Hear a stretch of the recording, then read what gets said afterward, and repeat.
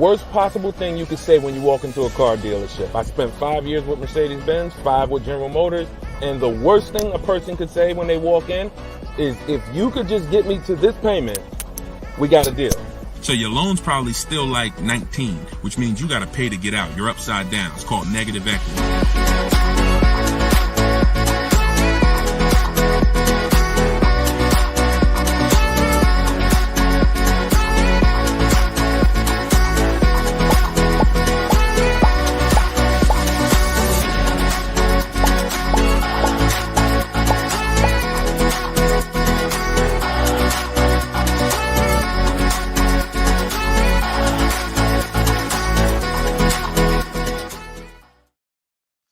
Welcome everybody to Car Shopping Questions and Answers, episode 13. I am your host, Deshone the Auto Advisor. Today is our Thursday, 12 p.m. live stream, and we're live on 4 platforms. For those of you who don't know me, I'd like to ask you, if this is your first time on a stream with us, could you type the number 1? Can you type the number 1 if this is your first time on a stream with us?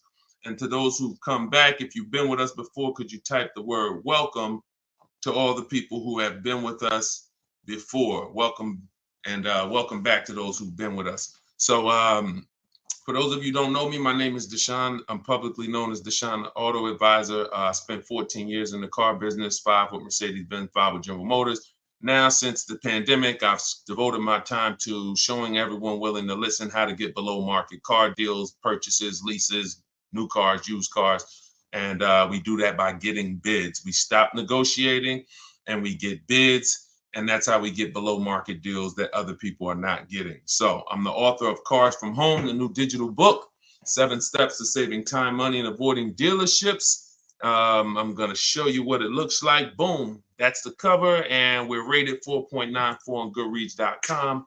You can get yours for 75% off for the next 30 minutes. You'll see when you visit my TikTok bio or my Instagram bio or the link in the comment section that we have for you on YouTube and Facebook that there's a timer.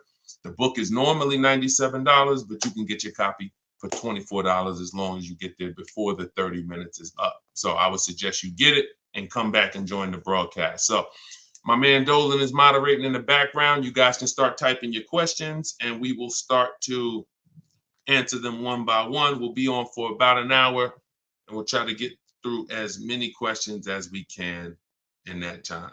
All right, Dolan, once you have the first one, feel free to throw it up. Okay, and shout out to y'all on TikTok. Could y'all tap the screen if you're gonna spend a little time with us? Run those likes up like y'all always do. I appreciate you. And if you're on Facebook or YouTube, if you could hit the like button, it means a lot. It tells the algorithm we're talking big money over here, and they'll send more people who need this. This one's from Instagram. When buying used, is it wise to buy from a small lot? I'll take any, listen, as long as you've screened it down. When you screen down your used cars, first of all, when we're shopping for used cars, we want to be on every marketplace. You want to be on every marketplace that has used cars.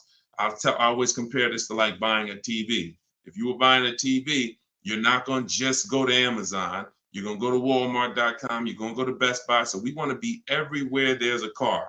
And now, once you do that, and those sites we use, this is called my multiple marketplace strategy. We use Carfax.com, CarMax.com, Carvana. Don't get any ideas, because even if they're overpriced 90% of the time, they still may be the best deal 10% of the time.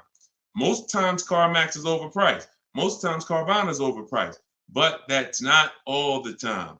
I always say Best Buy is usually overpriced for electronics, but every now and then they have the best price. So if you're not looking at them, you miss opportunities. So we use CarMax, Carvana, Driveway, Carfax.com, Cars.com, Auto Trader, Car Gurus, and eBay Motors. We're looking at all of those marketplaces, and then we're going to narrow it down. So once we narrow it down, first thing we're narrowing it down on is title history. We don't want frame damaged cars, salvage title cars, flooded cars. Title has to be right. Based on Carfax, you can use auto check, but the only reason I don't like using auto check is because we need the service records.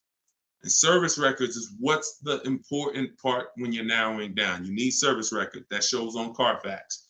And the last thing we let narrow it down based on is accident history. Some people do no accidents. Some people say, listen, there's different accidents on the Carfax. Let's talk about that for a quick second. You'll see minor accident. You'll see accident, vehicle was drivable. Good sign. That means it could have been a fender bender. They drove away. Then you might see vehicle towed. Red flag for me. You might see airbags deployed. Red flag. So whenever you see vehicle towed, just know that was a serious accident enough to where the vehicle couldn't drive away from. So that's what we narrow it down to. Now, when I'm narrowing this down, I'm not looking at who has the car yet. It could be a small lot. It could be a major franchise. Doesn't matter. Okay. If y'all gonna spend some time with us on TikTok, can y'all tap the screen every couple minutes and keep running those likes up? Appreciate y'all. Shout out to the new people. And if this is your first time on a broadcast, type the number 1. Type the number 1. Yeah, we live, Skinner. All right. If you don't see the banner above me, that means we're live. Whenever you guys see the banner, that means you're watching one of the replays, because we replay and rebroadcast these shows all day long so that everybody can see them.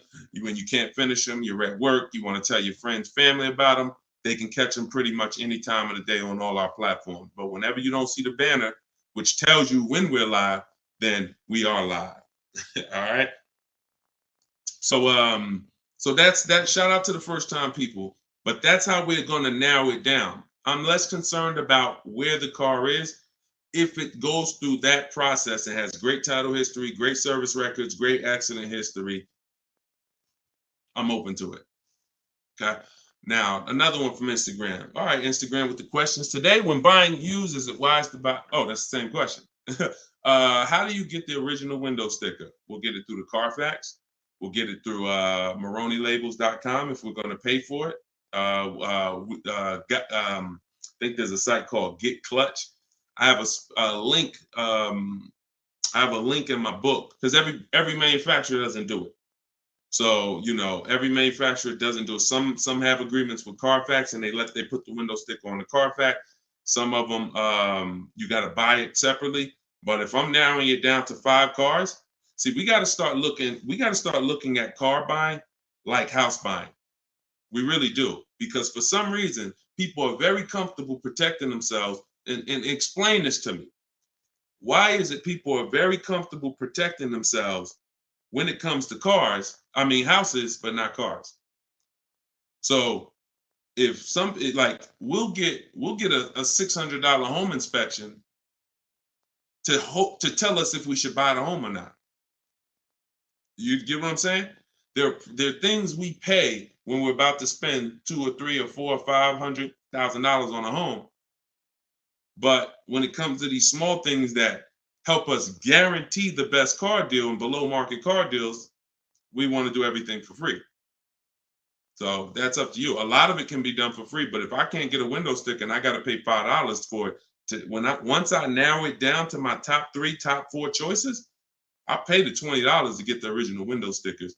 I'm getting it. I don't care how you get it. I got a couple resources in my book on how to get it, how to get free Carfaxes, but literally I'm getting the window sticker because I'm not buying a used car without seeing the original window sticker, because you don't know what you're saving. You do not know what you're saving. And anybody who's buying a used car without knowing what the original price was, it's impossible to know how good of a deal you really got. So, all right, go ahead, Dolan.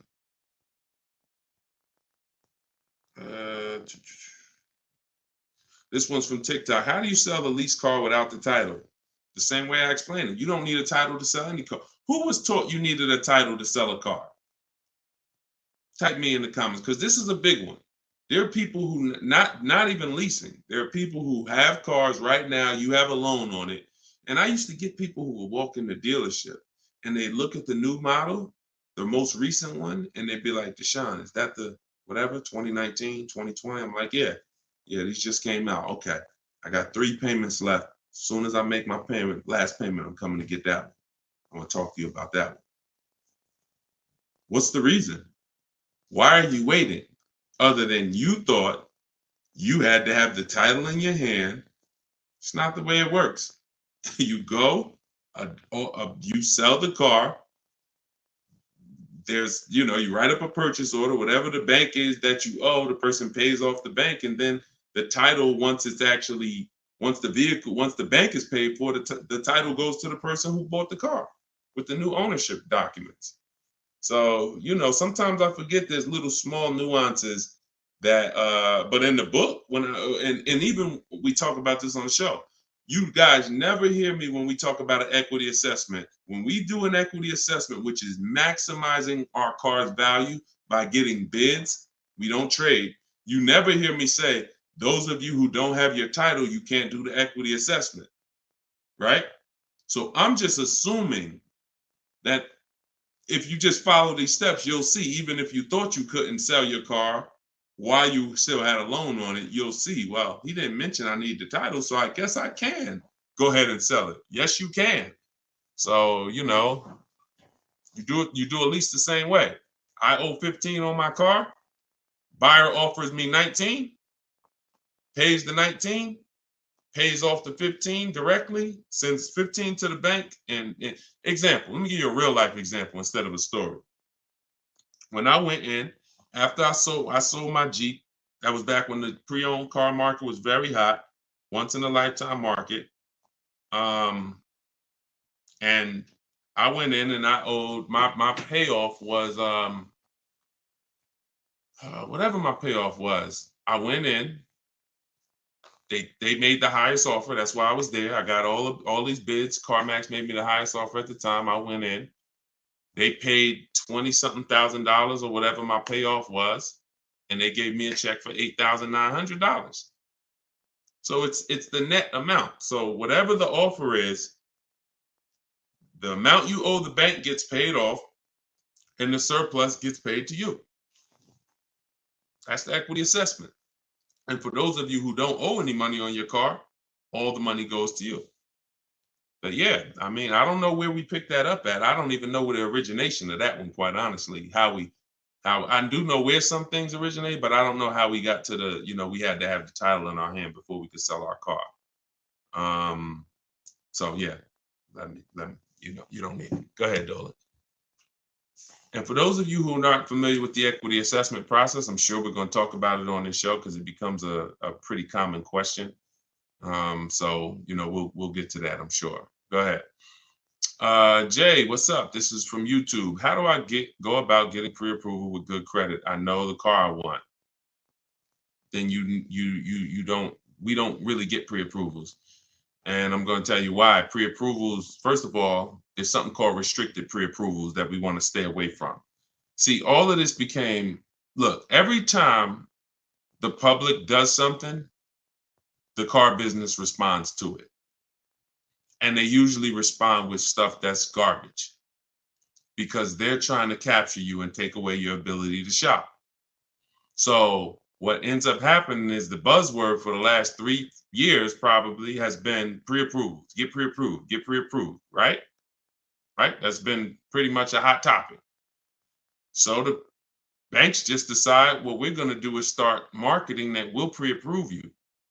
But there's 2 ways they're pre-approving you, and they're both trash. One is we'll pre-approve you to shop with our dealer group. It's Capital One, our dealer network, Drive Time, Carvana. You're pre-approved, but you can only shop here. Well, you're going to hurt yourself because what they're trying to sell you on is this variety. And understand something. Variety doesn't drive down prices. Now we're getting ready to get deep. Hopefully y'all can follow this. It's early. Hopefully you have some coffee and your mind is clear. This is serious financial conversation, but it's simple. If you walk into the Doritos factory and all they have is Doritos, there's no incentive for them to not make them all $7 a bag because it's all Doritos. You got a bunch of variety. You could have 100 flavors. You're in the Dorito factory, but you're not going to get great prices because there's no competition. So whenever you see Carvana says we have 50,000 cars to choose from, variety. Whenever you see you can shop from our dealer network of, X number of dealers, any one of those dealers you can shop from, variety. That does not drive down prices. That's meant to control you. Think about the Dorito factory. You're walking around CarMax, oh, you got lots of cars here, but you're still in the Dorito factory. They're all one company that's setting the price. What drives down the price is competition. Competition is what drives down the price. So when these I have a whole section in my book on this, restricted pre-approvals. We stay away from them because they're meant to funnel you into somewhere so that you can actually do business with this person instead of doing what we do, which is shopping wide. If you're shopping for a used car, you should not be limited to anybody. You just heard the first question on the show talking about will we buy a used car from a small lot. We buy a used car from whoever within 100, 150 miles of us has the absolute best value, best price, on that used car, highest discount from the original new price. That means you're not going to limit me and tell me where I can buy it. So if pre-approvals were designed to do that, then we'd be good. If pre-approvals were designed to let you go shop anywhere, then they'd be good. That's the first bad part about pre-approvals is the restricted pre-approvals. And again, I'm going to tell you why we don't do it, and I'm going to tell you what we do. So the second thing that's bad about these pre-approvals that's being marketed is they want to do a hard pull on your credit. So now we use a strategy that I created called the bank bidding war. The bank bidding, everything we do is a bid because you're not going to save the most money possible unless you're getting bids. Okay? So if you want to guarantee that you paid the lowest price on any item, it's always through a bid. It's always through multiple offers. And the opposite is true. You want to have buyer's remorse?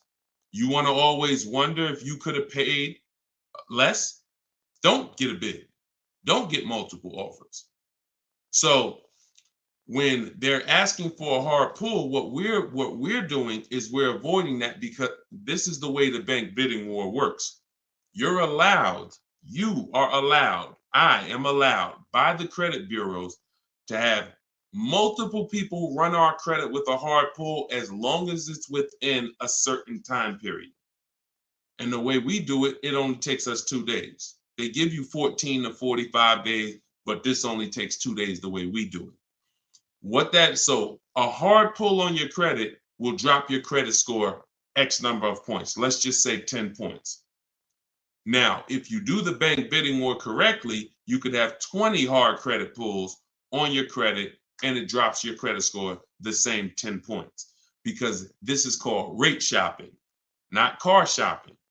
And many people get this wrong. Many people get this wrong because you got to come out of you cannot open up the rate window first by letting anyone access your credit with a hard pull. First of all, again, we don't want to rush when we shop. We don't want to rush when we shop. So if somebody gives you a pre-approval and they say, okay, you literally, now you did a hard credit pull, now go find your car, and then you only have 30 days before that pre-approval expires, what's going to happen? If you know the bank only gave you 30 days, now what are you trying to do? You're rushing yourself, right?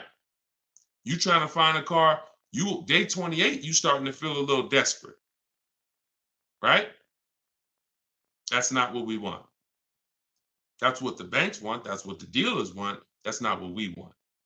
So now that's why we do not let anyone access our credit with a hard pull until after we find our car. So once we find the dealer that wins the bid, and if some of you are new to the show, you're like, Deshone, what's all this stuff you're talking about bids? It's called saving money. Okay? Come into our world. Okay? Step out of the world that you've been in, which is negotiating to try to get money off with cars when you don't do that with any other item.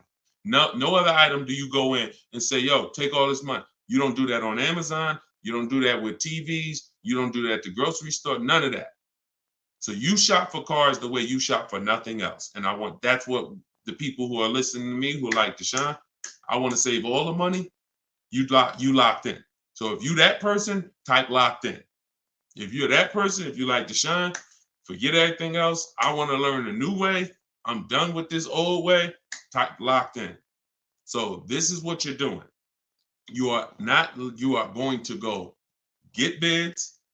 get your offers on your new car or your used car or whatever you're shopping for. Once you find the one that is the best, now you're going to get the paperwork, a buyer's order, come home, and you're going to let these banks, credit unions, online lenders access your credit with a hard pull. And many of them need you to have a car before they'll even give you a loan term. Sometimes you'll reach out and you'll say, hey, I'm looking to try to get, a pre-approval, see what your terms are, see what your rates are. They'll say, okay, well, what car? What car do you have? And you're like, well, I don't have a car yet. That's why I'm calling you first. So we call them, we reach out to them when we have a car, and we're like, okay, this is what I'm looking for. I mean, this is what I have. I have it reserved. I left a deposit on it. I told the dealer I'm coming home to take care of my financing. I'll call them in 24 hours. Here's what I got. 2020 Mazda CX-5, 26,000 miles on it. Boom. What else do you need to know to give me a loan offer? So I'm doing this with 5 people from home. Then once that's done, I'm calling a dealer and saying, look, all right, this is the best offer I got. If you guys can beat it, you got the business. See, it's easy. If you're listening to me, you never got to lie. All of this stuff that people are teaching you, lying, hold back everything, we don't do that. Dealers enjoy the 20% of dealers that are the great dealers that have the best prices. They love doing business with us because they're competing to beat all their competition. We find them, and then we give them an opportunity to win our business. We don't say, oh, no, I'm not letting a dealer run my credit. That's bad strategy. Dealer has 7 to 10 banks that they give millions of dollars in loans to a month. Why would you not want a dealer to be seeing if they could beat your rate? The only problem is if you don't have a rate and you're letting the dealer be your first option, that's a problem. We don't do that. But that's the bank bidding war. So I haven't added it to my book yet, but when you get my book, you actually get the book, and I send you the bank bidding war blueprint. And for all of you who got the book, if you happen to have gotten my book before I came out with the bank bidding war, send us an email and we'll send you the bank bidding war, because I plan to add it to my book. I update the book. That's why I told you I made it a digital book, because I come up with new stuff, new websites come out, websites go out of business. I'm always updating the book. So with a digital book, I'm not charging you every time I update it. I just update the book and everyone gets it. So if you happen to have the book and you don't have the bank bidding war, definitely connect with us by email and we'll get you the bank bidding war, because I just released it within the last couple weeks. But yeah, that's the bank bidding war. And that's how you leave never asking. You should never be asking, what's a good rate right now? How much is too high of an interest rate? These are all questions you ask because you don't get bids. You don't know how to get bids. Once you start getting bids, you never ask these questions again. You'll leave knowing, man, I had like 15, 20 people competing for my rate. I know I got the best rate. That's the name of the game. All right, go ahead, Dolan. Shoot the next question up. We are live, y'all. This is our Thursday, 12 p.m. show. You're not watching the rebroadcast unless you see the banner up top, then you're watching it. But we're live right now. Okay, Donna from Instagram. How do you ensure the car seller makes a decent wage and gets a deal at the same time? God bless you. They make a decent wage if they win the bid and they sell you a car. It's too intricate for you to try to understand. No one's losing money here. This isn't a charity case. And so let me tell you something about me. I set up a system where people buy cars in 60 to 90 minutes. So I know a lot of you think that I'm all for the public, which I am, but I'm also for the 20% car dealers. So I had to set up a system where both people win. The 20%. 80% can't survive in the world we're going to create. 80% can't win because they're not going to compete. They're going to give you high prices. All good. That's great. But the 20%, what we didn't like is spending so much time with people who don't even know a deal, don't know, like you're questioning every single thing because you don't have enough information. That's why. So you're nervous, you're defensive, hard to help you. I'll be sitting down with somebody, I'm sitting down with a customer and I'm making them an offer with a deal, and my manager is hoping they don't take it just because he doesn't want to sell the car for that cheap. But we're making them that offer, they're still questioning it because they don't have bids. So this created, this created nightmare situations for good car salespeople and horrible experiences for you. So with my system, you're online. The only time you're in a dealer is for 20 minutes to test drive the car.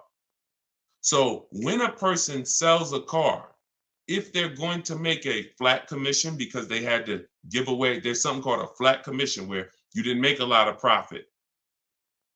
I'd rather make it in 20 minutes. So the car salespeople who win our business love us. They love, all of these people that you see, and you guys know, I will share these people.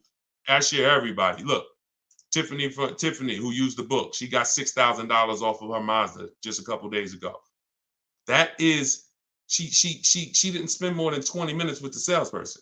I don't even know if that's the person she test drove the car with. It might not be. So this person who won her business literally is going to spend maybe 30 minutes with her total. So what? He's not making a huge commission. If he ends up making $150 flat, he'd rather, and I've asked car salespeople this over my years of educating the public on how to shop from home. I said, let me ask you a question. Would you rather, y'all being stingy with the likes on TikTok? Can we tap the screen if y'all spending time with us? Thank you. Can we tap the screen? Can we share? We ain't asking for money. We asking for just tap the screen if you're enjoying the show. All right. Don't ever listen. I'll be getting in my. Thank y'all. Appreciate you running it up. So when you see that, I appreciate you wanting dealers to make money. But the best thing you could do if you really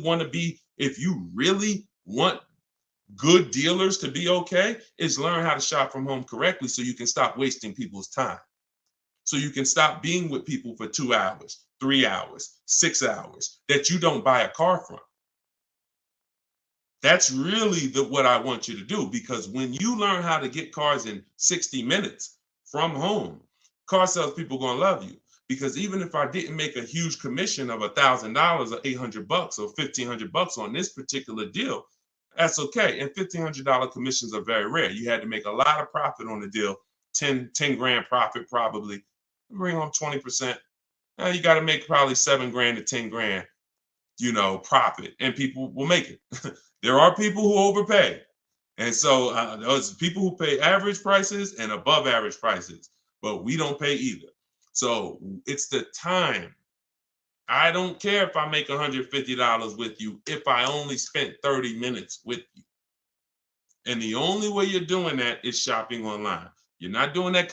I've tried. I think I was pretty quick. There were some people quicker than me, but I certainly tried to go into, and a customer knows what they want. Come on in, Mr. Jones. I know what you want. We'll get this done very quickly.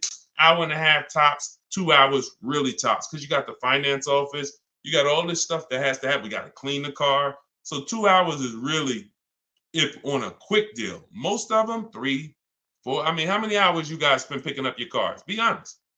How many hours did you put into your last car purchase at the dealership? Throw some numbers out. Look, Lexi, baby, 4. Look, throw some numbers out. Okay, people don't what? We don't want to be honest. How many hours? Sometimes maybe I'll ask how many days did you put into your last car deal? Have me in there about an hour. That's quick. You must have did a lot before. Half the day, Thomas. That's more like it. Thank you. Thank you. Thank you to everyone willing to shit. And I had to come back the next day still. Thank you. Okay? So yes, I talk a lot about money. Look, 6 hours. Poobie Bear on Instagram. 6 hours. 4 hours. So no one that you're seeing here, I'll run down the list. Boom. Not only are these people saving all the money. Look, $690 a month on Totes BMW. Greg, $527 a month, his $56,000 Kia truck. Look, Danielle, $550 a month for her Audi. Not only are they saving all the money, they're not in the dealer more than 30 minutes. That's why the dealers love them. That's why the dealers love us. I'm never going to create a system that's painful for car dealers. I would be hypocritical to do that. I created a system where when you use it, the people you do business with love you because you're like, man, listen, this is one of the quickest deals. Some of you saw when I got my Infinity truck. I wish I could find that video. Matter of fact, hold on. Before we go to the next question, because I don't want anyone, because some of y'all don't know me. Y'all don't know, okay, is this guy telling the truth? Is we really getting cars? This was me picking up my Infinity truck right here. This is when I got the Infinity truck. Hold on, I'm gonna find a video. I'm going into my hold on, where we at? Day five. Here we go.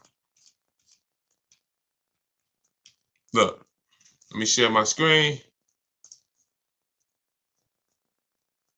And I picked it up and I posted this on Instagram because I want people to know we really do this. We don't say we do this.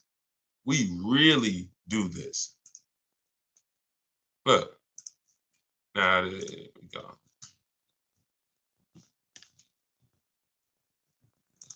All right, skip that. Oh, here we go.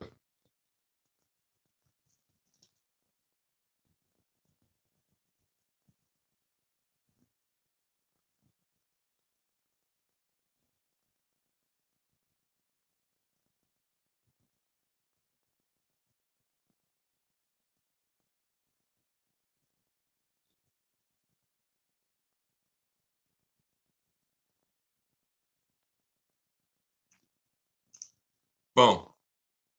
Do we understand? I know y'all can't see it on TikTok. You got to watch the rebroadcast because we're live on TikTok. We stream live from the device. Do you understand? This is not a game. This is not a game. If you when you learn that you've been conditioned to think that somehow spending time on my car deal means I saved all the money. No, it doesn't. No, it doesn't. Looking at multiple options, multiple offers while you sit at home, knowing how to screen those offers down so that you know you got the below market prices. Looking at 5 offers on new cars and leases minimum, 5 offers minimum because 80% of dealers are overpriced. This is what guarantees below market prices. You don't need to be in a dealer to get that. In fact, there's no way for you to get it in a dealer. I will be so bold to make the statement, and I'll just ask you, if you think you can get it, when you get your car, bet me $500 that I can't get a better price than you. That's what I'm saying. Bet me $500 when you get your car, any car you get, if you don't use what I'm teaching you, if you tell Deshone, all that stuff sounds good, getting bids, but I want to do it my way. Bet me $500 that I can't find a much, much better deal than you as soon as you get your car. I'm willing to put the money up because I know bids is what gets us these prices you guys see on the shows. Bids is what allows people to come in and save money. Okay? Did y'all see that? Could y'all hear that? Let me know, could y'all hear that when I was playing that? Were y'all able to hear that when I was playing it? Before I move on to the next question, before I have Dolan pulling the... Why didn't y'all say something? See, we got too many people on here. We got too many people on here, y'all, for y'all to let me play an entire 1-minute video and not say you couldn't hear it.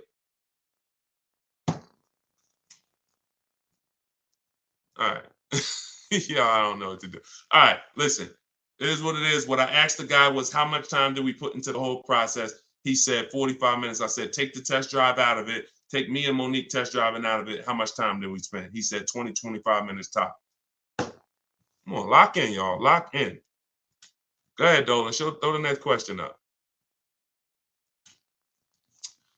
Instagram. How do you tell the dealership you want to take the car to mechanic before purchasing?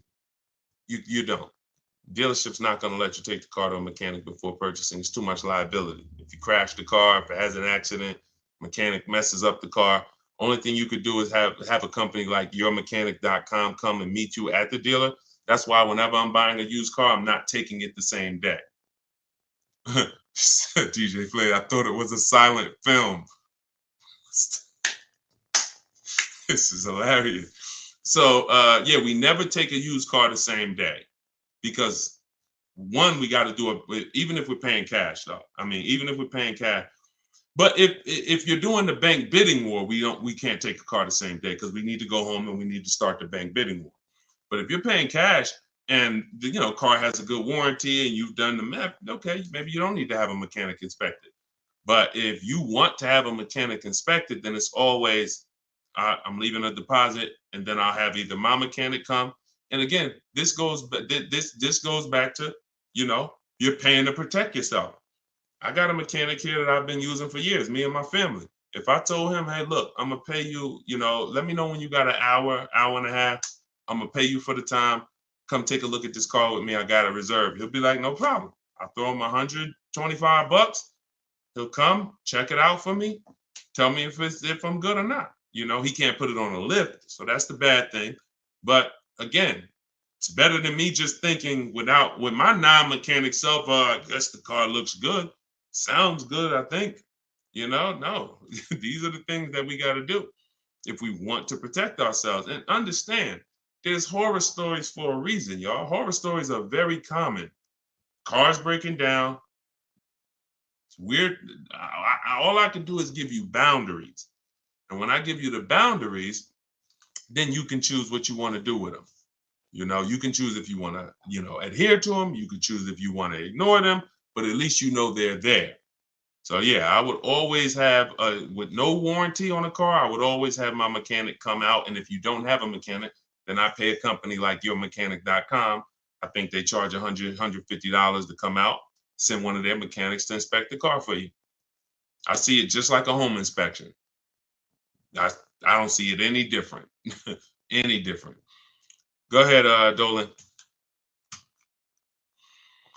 Okay, I had a financial advisor tell me get rid of my car. I did. Wait, I had this one's from Instagram. I had a financial advisor tell me to get rid of my car. I did, however. I really need another one, but they repoed the vehicle. It's been around January. Okay, I'm trying to understand. So he told you get rid of your car, but you need another one. Get a very inexpensive car. It sounds like you're in a position where you need to get the least expensive car you possibly can. I call that a smart car, saving money at the right time. Cars that are, under 10 grand. If you're trying to get a loan on it, that's what you would be trying to get. But if they repo the vehicle, you're going to have a tough time getting I would get it. If I got my vehicle repoed, my next car is a small car.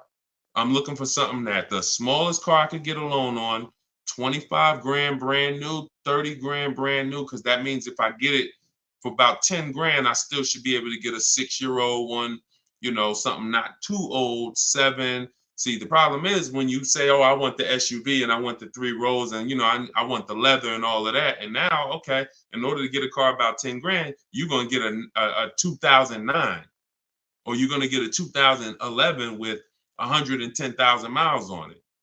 See, we got to learn how to sacrifice in certain cases. I'm not talking to you. I'm talking to anyone else who may be watching this, who may be in a situation where you're in a rebuild. It's called a rebuild for a reason.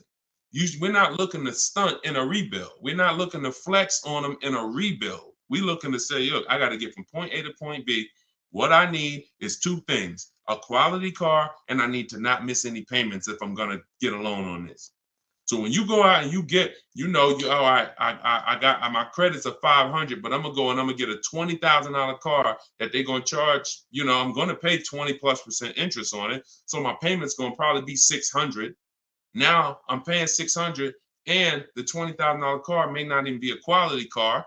May got 80,000, 90,000 miles on it. So now stuff starts breaking. I got my $600 payment, and now the car's in the shop, but I still owe my 600. Okay. Here comes another repo. So this is disaster. I've seen this. This is a formula. I call this the repo recipe.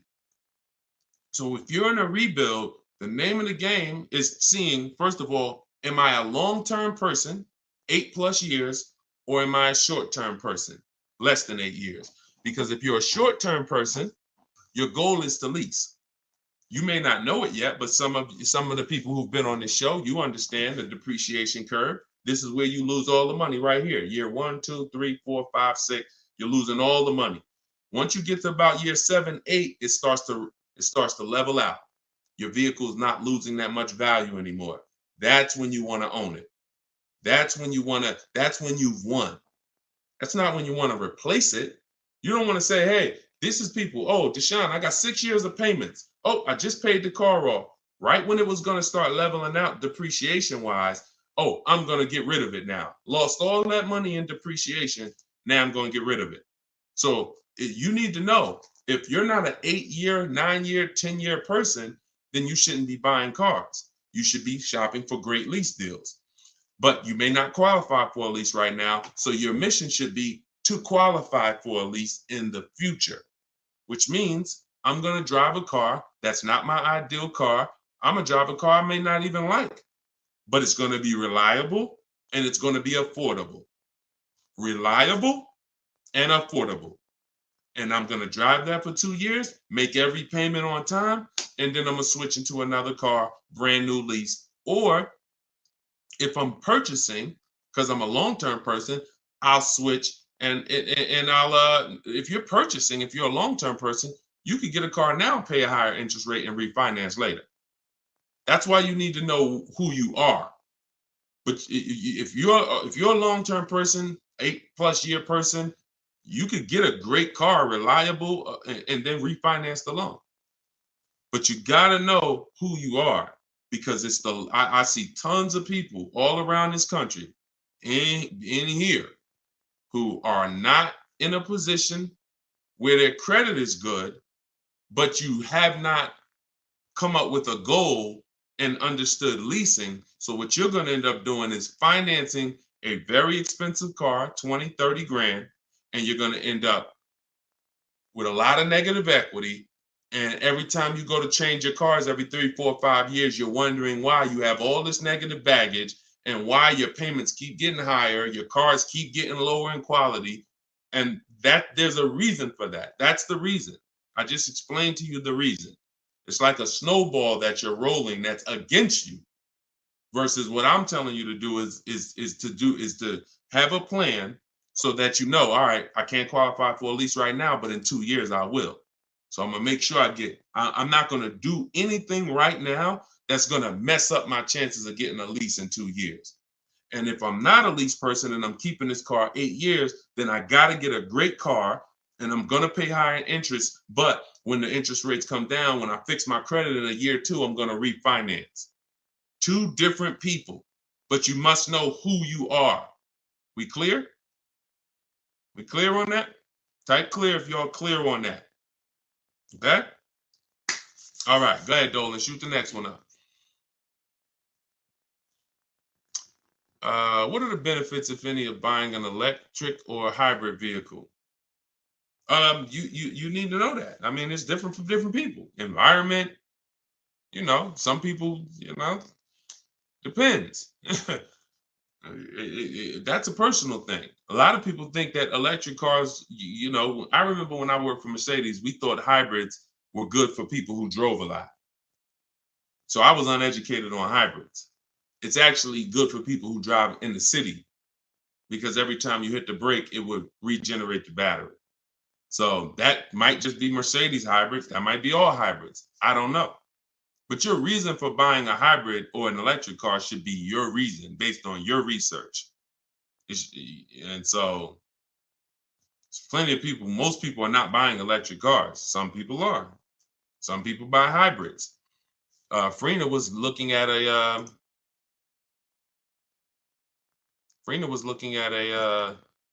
Jeep Grand Cherokee, and she was looking at a Jeep Grand Cherokee gas version. And I remember she hit me and she said, Deshone, the dealer that made me the best offer on this Jeep Grand Cherokee gas, it was like a 1.2% lease. And she said, he's saying, and that was the lowest bid out of all the bids she got.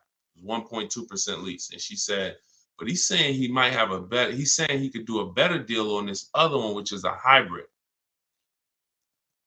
And she said, what do you think? Because she's in a private group. Everybody who wants to know about, my private group, you want to attend my free masterclass, it's in the comment section. You can attend my free masterclass. It's an hour long. It's called Everything You're Doing Wrong, Buying, Selling, and Leasing Cars. And it's in my TikTok or Instagram bio. You can go and you can attend the masterclass if you want to find out more about my private group and my coaching program. But she said, so do you think I should just like have him like rework the deal? I said, look, if you're going to switch cars, pay attention, y'all, this is very important. Even though he won the bid on the gas version, you want to make sure you rerun the bids on that car. She said, okay, because she said, based on what he's telling me, he could get me to like 1% on the gas, on the hybrid one. I said, okay, run the bids. She hit me 24 hours later. She said, you're not going to believe this. Lowest offer I got on the hybrid version is 0.88. Showing the deal right now. That was $579 a month. $66,000 truck. $579 a month. No money out of pocket. So if you don't rework the deal, what question was I answering that I got on that?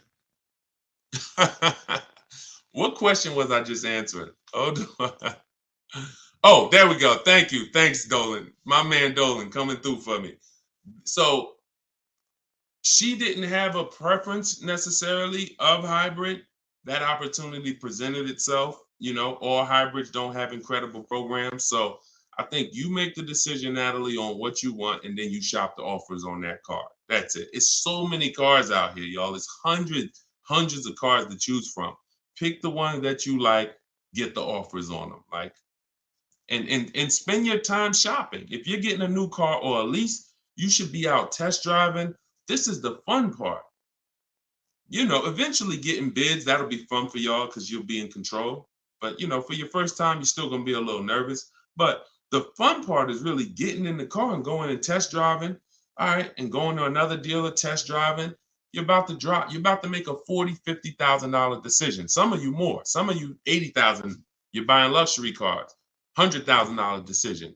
Take a day and go and drive these products that they're spending millions of dollars on, hoping you would at least come test drive. I've had people that's like, oh, I want the Honda Pilot. Oh no, the girl said, I want the new Honda CR-V hybrid. I like the look. I said, did you drive it? Nah, but that's what I got my eye on. I said, go drive it.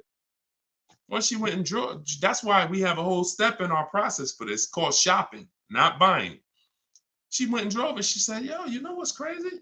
I like the look, but I ain't like the way it drove. I said, that's why it's important. Imagine if you would have did your whole deal online, got the thing delivered. Now in 3 months, you're sitting here like, you know what? I don't really like this.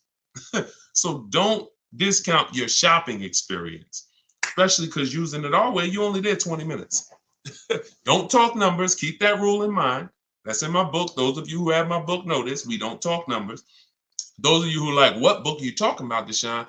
My new digital book, Cars from Home, 7 Steps to Saving Time, Money, and Avoiding Dealerships. That's where I'm teaching out of. Everything on this show is what I'm teaching out of that book. And you can get your copy for 75% off. It's normally $97.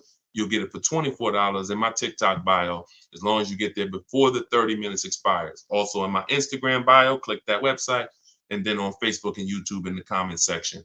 And if you happen to be watching us on TV, you can scan this QR code right here with your mobile phone and get yours for 75% off.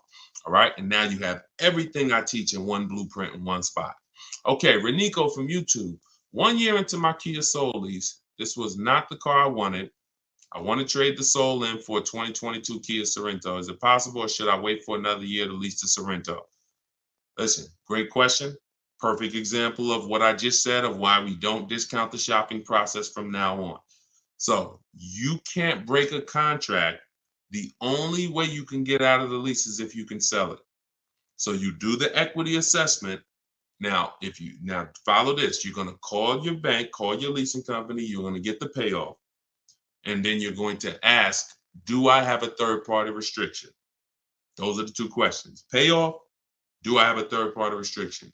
Then go on the 6 sites, get your bids. Carvana, Kelly's Blue Book Instant Cash Offer, CarMax, AutoNation, Sell My Car, Car Guru, Sell My Car, Driveway. Every time you see, is your car leased, financed, or owned, you want to put owned, because you want the straight value. When you put lease, it triggers something on their website. So just always put owned so you can see the values.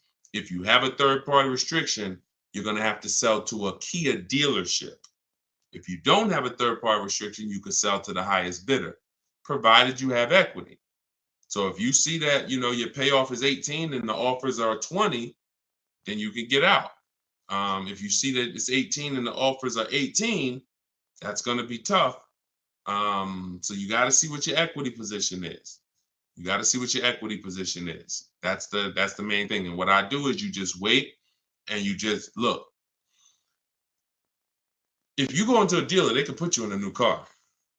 So if there's no doubt, like you can literally go in, they'll just stretch you out into a long loan on the Kia Sorento. You're going from a lease to buy. So I assume you're going to be keeping the Kia Sorento for at least 8 years. If not, you should be leasing, not buying. But I'm just going to assume you're not going to break the 8-year rule. If you don't know about it, we talk about it all the time on this stream. People who are not keeping their cars 8 years, you are overpaying by thousands of dollars by not getting great lease deals. It's not even close. Thousands of dollars, not hundreds. So I'm assuming you're going to buy and keep. But what you're going to do, anybody can transfer you. Take all that negative money, throw it into the new car. Now you're paying for the old car and the new car. You got the new car, but so if you got a 5-year, 6-year loan, literally you're driving that new Kia Sorento, that 2022, and that is in the actual, it's with you. I'm glad, Renico. It's a great name. So you're in when you roll that over because of impatience, that 6-year loan that you're putting on the new car, the old car is with you the whole time.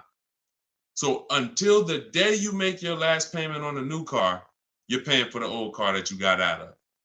That doesn't make sense unless it's just a desperate scenario. So I would do what you said. Wait. If it doesn't make sense, do the equity assessment. If it doesn't make financial sense to get out, wait, coast in it. It's a brand new car. Listen, be ashamed if you had to drive around in a brand new car for the next couple of years. So just, but use it as a learning lesson to make sure next time you shop the way, you shop in a way that protects you from having to go through this again, because this is not what it should be. Okay. And it's not meant for you to replace a car this fast. It's expensive to do. There's penalties in doing this because the depreciation of a car is just too deep. It's just you lose 20% the first year. Doesn't matter whether you leased it, bought it, does not matter. So when you go and try to replace it, you're dealing with deep depreciation of what you got. And now you're like, oh, well, I'm tired of it. See, people who never do this are cash buyers. If you pay cash for cars, those are the only people that clearly understand this. If you are in pain, I have to work to help you understand this if you don't pay cash for cars. Because if you pay cash for a $30,000 car and then you said, you know what, I'm tired of it. Nah, this wasn't the car I wanted. And you brought it back to the dealer and they said, okay, well, look, I know you only had the car 3 months, but we can only give you 25 for it. You're like, wait, I only had 3. Yeah, it's a used car. It's been titled. You're not going to take that deal, right? No one's going to pay 30 grand, turn around and take 25 in 3 months. So, but what when you are getting payments and loans, it doesn't change. It's still, you pay 30, they're giving you 25, but they're financing it. So that loss of the 5 grand, it's hidden in the monthly payment. That's why it's all about, what do you want your payment to be? What do you want your payment to be?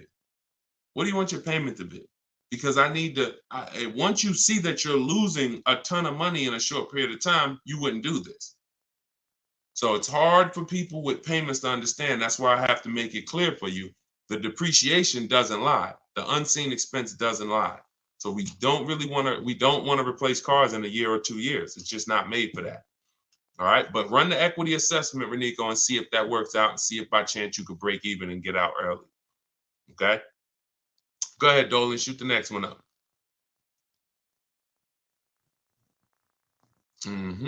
Okay, Precision Soundworks. A great part about following the book is when you're car shopping, you know what you're not going to get sucked into a sales number presentation. Amen.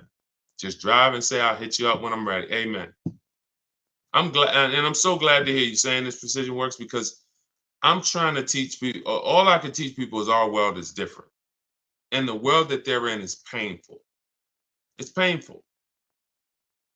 But when you understand that you can be in control, when you stop talking numbers in the dealership, when you have the right online strategies, you're going to the website, you're getting bids, you know how to look at used cars, you're narrowing these things down the way I'm teaching you. Listen, there's not much that's in my book that I haven't talked about on these streams. There's not much that's in my book that I haven't talked about in my videos. The difference is it's step by step. So when you hear somebody who asks me about a used car, and then somebody asks me about a lease, and then somebody asks me about paying cash, and then someone asks me about, hey, how do I get the best loan? This is all different types of people. So you might be like, oh, this question is not for me. That question is not for me. So you have to piece it together. And if you can, God bless you. We're not holding back. But for those who are like Deshone, I just want the step by step, no interruptions in the process, no confusion. That's my book. So I'm glad you're enjoying the Precision Work. Make sure you send me your deal so I can bring it onto the show whenever you get a car. All right, go ahead, Dolan. Okay, Marisol, YouTube. I'm looking to buy a 2025 model car. Am I able to negotiate the MSRP price? If so, how low should I start? 5% off. So you're new to the 80-20 philosophy. 80% of dealers are overpriced. So I'm saying this based on the fact that, you know, I have 1,600 people I've worked with in my coaching program, in my video course, and then I have probably 5,000-6,000 people that have gotten my book. So I have people from all around the country since 2021 sending me the deals they get, reporting me the deals, offers. So whenever you see, look, somebody like Greg, he said, offers the range. Hold on, no, it was Charles. Whenever we see the range 1.2 to 1.66, I always tell people, if you don't see a $3,000 to $5,000 difference between your offers, you didn't do it right. Because when we get at least 5 offers because 4 are overpriced. So which means, and you don't know how bad they're overpriced. They could be $100 a month overpriced. They could be thousands, if they could be $3,000 overpriced, $5,000 overpriced. If you have some of these vehicles where they're marking them up, $5 grand, 10 grand over sticker, they could be 7, 10 grand overpriced. You don't know. You just know, we know 4 out of 5 are overpriced. That's the numbers. So if you are by chance going in and thinking, I'm going to negotiate based on any made up number in my head, you're going to lose because you just don't know what the bottom is. You don't know what the bottom is. Feeling for the bottom is a bad way to go because you're never content. You always question, was that really the bottom? You think we could have did better? And you have no price assurance, which means if I said, listen, Marisol, you just got your vehicle, bet me $500 that I can't find a better price vehicle in 48 hours. You wouldn't take the bet. No price assurance. So what I want you to do is just scrap that whole strategy. And I want you to focus on driving the car, make sure you like it. Once you decide you like it, we're going to get 5 offers. You could do this your way by calling. You want to talk to sales managers, ask them, hey, I need 5 offers because 4 are going to be overpriced. That's just it. 80% of dealers are overpriced. 80% of dealers sell for all the money they possibly can. 80% of dealers don't want to compete with their competition. 80% of dealers are not going to go below a certain price. That's them. 20% is who we focus on. The 20% of dealers that want to compete, 20% of dealers that beat all their competition, 20% of dealers that save us all the money. And there is no way for me to tell you what that number is going to be because it's vehicle specific. When you get bids, look at Sean. I use Sean for an example. Sean got a $20,000 discount on his F-150 Lightning. That was his best deal. Over 20, look, $73,000. And you see, he revealed, he didn't know it was a $15,500 rebate, but the dealer, the 20% dealer that made him this offer, told him that. He didn't see that from all dealers he got offers from. Every dealer is not going to tell you all the rebates or if there's a rebate. He got another $4,900 from the winning dealer, and that was the deal. Kimberly saves $20,000 from her Maserati. Look, $86,000. The selling price was $66,261. That's 20 grand. Now, in the case of Eddie got a new Toyota Camry hybrid. He got bids, all the bells and whistles. He said, I was able to get everything I wanted plus more, $2,086.83 under MSRP. That was his best bid from reaching out to multiple Toyota dealers. $2,086 under MSRP. It depends. It changes. You don't know. And you can't take one big discount and say, Sean's not going to say, well, because I saved 20 grand on my F-150, when I go to shop for my Mazda CX-5, I'm expecting 20 grand. No, I'm going to shop the market, get bids, and I'll reveal what is the below market offer for a Mazda CX-5. In the case of his Ford, the below market offer was 20 grand off. In the case of Kimberly's Maserati, the below market deal was 20 grand off. But if we went in thinking these numbers are making up and saying, you know what, I'm going to try to get 5% under MSRP, we're losing. So scrap that whole strategy. Use mine. Or you could try to do it your way. Either way, 5 offers. Without 5 offers, you're not saving all the money and you will have no price assurance. 5 offers. In my book, I teach something called the 25 to 5 strategy. That's what I created. We're connecting with 25 dealers online. Those of you who have the book know it takes us about 20 minutes because we go direct to the websites. We don't go to third-party sites where they're selling our information to the dealer. We go right to the dealer's websites. I got a link in there that links you to all the dealers by zip code. So you put in your zip code and we go to each website. We copy and paste. I have a template we use. It says, hey, my name is such and such. I'm in the market for this car. These are all the options I'm looking for. This is my as soon as date I can make a deal. This is my no later than date. We give them all the information we need. Here's what I'm looking for, my option. Now we're sending that to all of these dealers. And then the goal out of 25 is to see who has a car. And then once we find out of 25 who has a car, well, we might see 10 dealers have a car that I'm interested in. That's another reason why it benefits to shop the numbers. Because when you only shop in 2 dealers, like the statistics say you do, the statistics show that you guys shop 2 dealers. That's what the statistics show, 2 dealers. And as car salespeople, we know that. So when you're shopping 2 dealers, whatever they have on their lots or have coming in, that's all that's interesting. That's all we can shop from. That's why it's like, oh, I don't have that color. Oh, I don't have one with those options. We're shopping from 25 dealers. We got a good shot of 8 to 10 having something we're interested in. And then we have other copy and paste scripts to request our quotes, give them everything they need to give us a quote. And then we have scripts to keep the conversation moving when they try to get us on the phone, which they will, 80% will, which, hey, try to get us to come in, 80% will. Hey, hey, listen, we could only give you a quote if you're here in the showroom. Okay, well, I'm talking to a couple dealers. No one else has said that. Should I remove you from my list? All our emails end with a question. Whenever you're emailing a dealer, should always end with a question, not a statement, because the question pushes the ball back to them.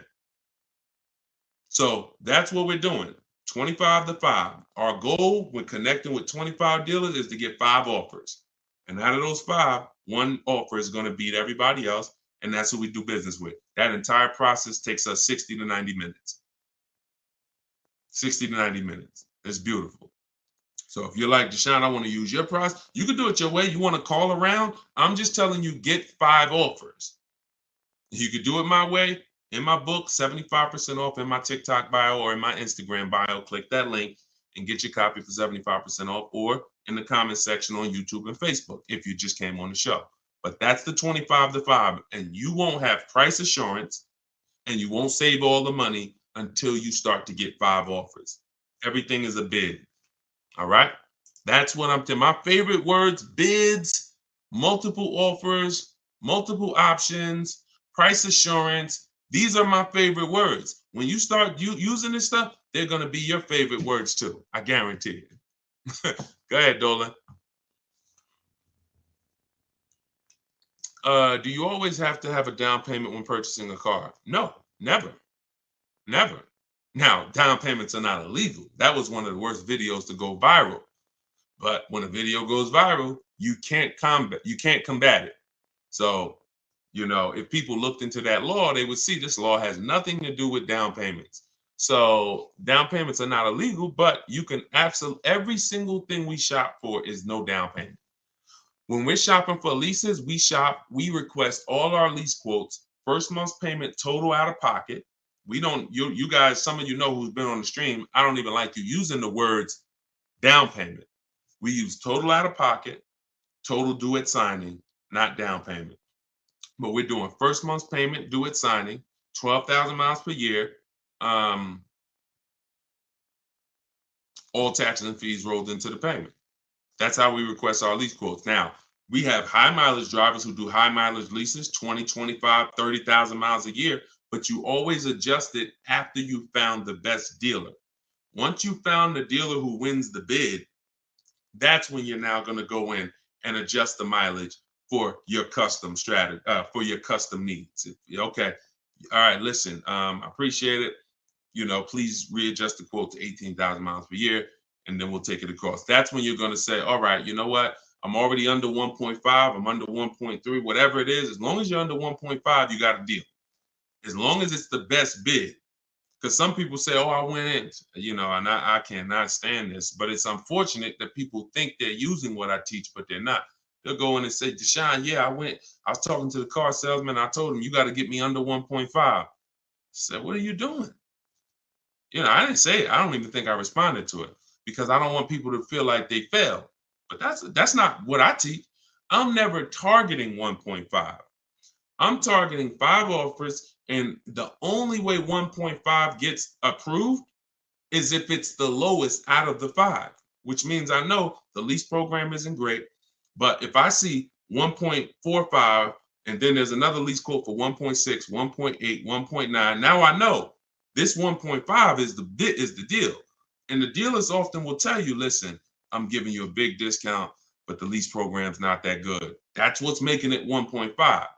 So I don't have a problem with that, but I'm never going in targeting 1.5, because if I target 1.5 and other people would have came in and offered me 1.3, 1.2, but I'm not getting bids, and I'm leaving thinking I won. No, I lost. So that's how we shop for our lease quotes. No money out of pocket. When we shop for our purchases, we're separating our loan, which is our monthly payments and our terms, from the car. So this is going to be easy for you once you really see that your loan is separate from the car. You are looking, if you're buying a used car, you're looking for the best price used car in the market, 100 miles, 150 miles. You're narrowing it down. Once you find a dealer who has that car, you've already won on the price of the asset. Check. Now we're going to handle the loan. And if you say, hey, I'm going to do this loan for this amount. Now I have a tool that, listen, some stuff is hard to explain because I actually created something called the perfect budget calculator. Let me show you. So this is the perfect budget calculator. Just so y'all listen, I'm gonna share this with y'all. This is in my book. And just so you know, the only reason that I can't explain this stuff, because how can I explain technology that I created? So this is the perfect budget calculator. This is what it does. This is how we're able to shop with no money down. We enter the equity that we may have from our old vehicle. Let's say we're selling our old vehicle. All right. Or let's say we don't have an old vehicle. Put 0 there. Now we enter max down payment. Now this is a comfortable amount. This might be like, because this is how it usually happens. You know what? I could put 3 grand down if I had to. I don't want to, but if I had to, I put 3 grand down. Okay, that's what goes there. Okay, then we use the average interest rate in the market. For the sakes of this purpose, let's use 7.99. Interest rates are high right now. Then we enter comfortable monthly payment. Comfortable monthly payment, $450 a month. Now we enter our state so we can calculate the taxes and calculate budget goals, and it asks, okay, what's your comfortable monthly payment for 60 months? Let's say we do the same thing. All right. And then it gives you goals, gives you 6 goals. This is your max vehicle purchase price right here. See, there's never been anything like this. This is why you go in saying, I don't want to spend more than 450. You end up spending 600. This is why you go in saying, you know what? I'm going to spend 30 grand on a car. You end up spending 32, 33 because you forgot about the taxes and the fees. We never shop with our max in mind. So this becomes our first goal. Our first goal gets us to our car, no equity, no down payment. Our second goal gets us to with a 5-year loan. Now, our second goal gets us to, if we get a car in this price, we can do a 6-year loan, no equity, no down payment. So this is where you need to be right here if you want to do no down payment. This is where you want to be. So you need to know, based on where you want to be payment-wise, and whether you're taking a 5 or 6-year loan, how much car can I afford? That includes the taxes and the fees. So there was no way for me to explain this to you. In fact, I used to have a 20-minute video that I walked people through, and it was a perfect budget exercise. We did all that manually. Everything that I built the calculator to do manually, you guys got to see it on the replay. Because if you're on Instagram or YouTube or Facebook, TikTok doesn't let us pull this streaming software in. So you guys got to see it on the replay. You could go watch the YouTube videos right after the show is done, and you can see how I just showed you this. Or if you get my book, you can actually use the perfect budget calculator in 5 minutes. So what that allows you to do is go in knowing where your starting point is, knowing where your max vehicle purchase price is. That's how people go over budget all the time. Going in, all you have in mind is math. Oh, I don't want to be no more than $450 a month. $450 a month. That's all you're thinking about. Or if the bank tells you, okay, you're pre-approved for $30,000. What does that actually mean?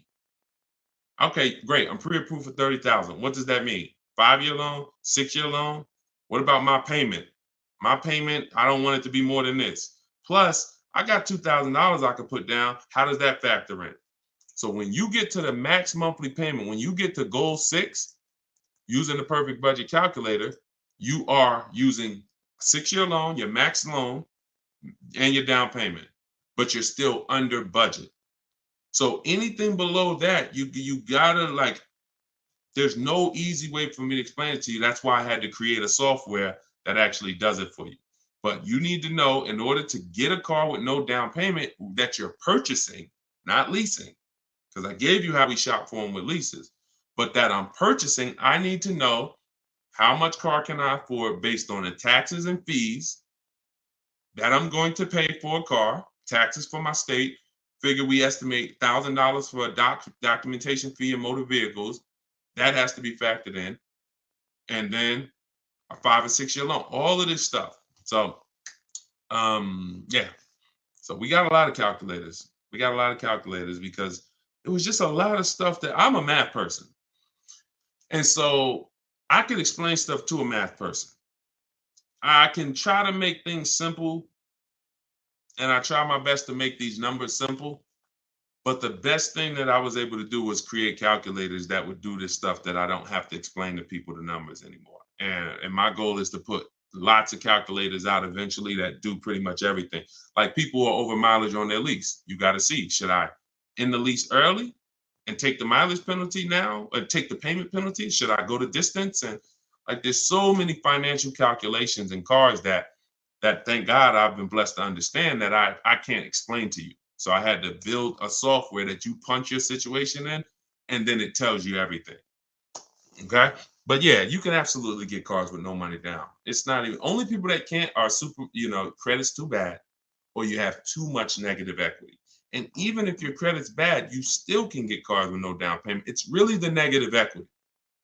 The negative equity from your old car is really what prevents most people from doing no money down deals, because the bank is only going to approve 15, 20, 25% above the purchase price of the car. So if the purchase price is 30, they'll approve 36 as a loan. They'll loan 36, they'll lend 36,000 on a $30,000 car.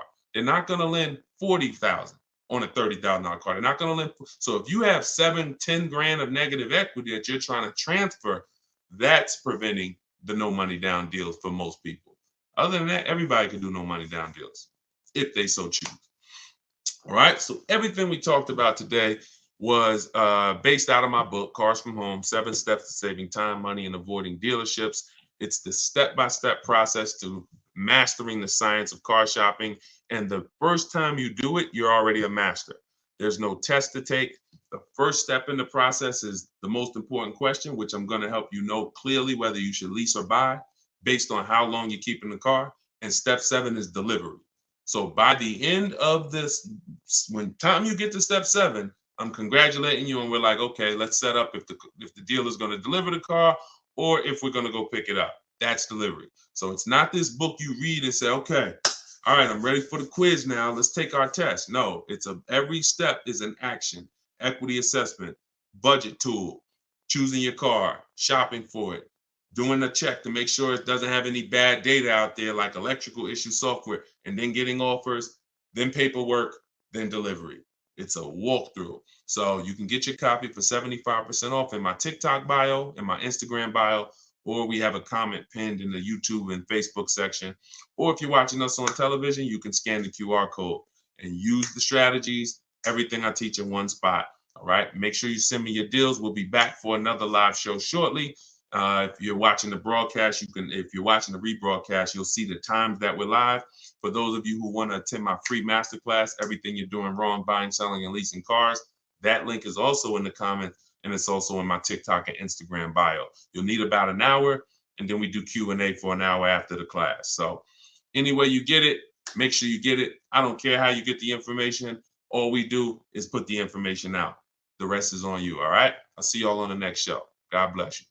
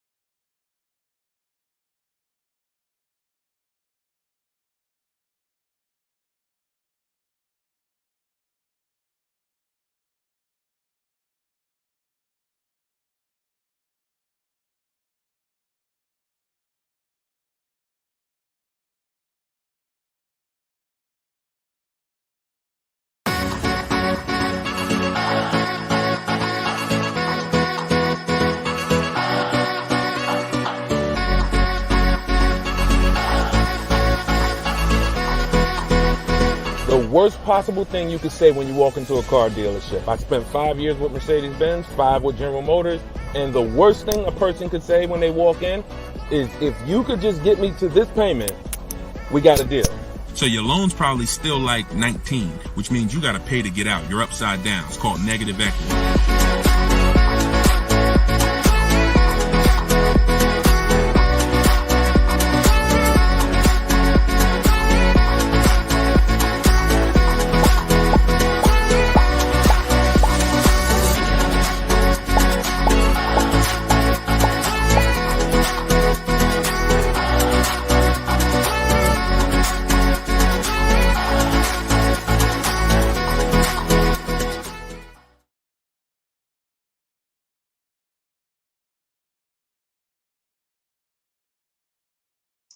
Welcome, welcome, welcome. Welcome to Car Shopping Questions and Answers, episode 14. I am your host, Deshone the Auto Advisor. We do these live streams throughout the day. We rebroadcast them, so you may have seen a rebroadcast, but today is our Thursday. Is it Thursday? It's Wednesday. I was saying, what day is it? It's Thursday. Thank you. Our live broadcast, and we do rapid fire Q&A. We are streaming on 4 platforms: TikTok, Instagram, YouTube, and Facebook. So you guys can start taking your questions. Yeah, I see you, real Zubir. I see you. We're live right now. And whenever you guys don't see the replay banner, that means you're watching a live show. So we do replay these broadcasts all throughout the day so that, you know, if you can't watch them all, you can tell your friends, your family. But whenever you don't see the live replay banner, that means we're live. So you guys can start typing your questions, and we'll be pulling them in from all 4 platforms. So just go to deshonsbook.com, Mr. Silver. I see you on TikTok. The people with the TikTok browser were having a problem getting the book, but some people said they were able to get it on TikTok. So just try typing deshonsbook.com into a browser, and you should be able to access it. So as you come in, start typing your questions, and we'll start getting to them. For those of you, if this is your first time ever on a live car Q&A with us, can you type the number 1? We always like to know who's the first time person, first time ever on a car shopping Q&A with us. Type the number 1. And if you have been here before, then I want you to send I want you to type welcome to the people who are first timers. Reginald, what's going on? I see you, Reginald, on YouTube. I see you flip apart on Instagram. Sweet Major, I see you. Herman, I see you on Instagram. Real Zubir, I see you. Mr. Silver, welcome back. I see you on TikTok. If this is your first time with us, type a number 1.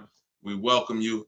My name is Deshone the Auto Advisor. As I said, I spent 14 years in the car business from 2006 to 2020. Left after the pandemic, never went back to Mercedes, and have been teaching people who are willing to listen how to save the most money, get below market deals, guarantee their best prices, their best interest rate, their best deals, car shopping online, getting bids instead of negotiating. So it is an entirely different science, but we go deep on it here. So feel free to ask your questions, and we'll start getting to them one by one. Everything I'm going to be teaching out of in this stream is out of my new digital book, Cars from Home, 7 Steps to Saving Time, Money, and Avoiding Dealerships.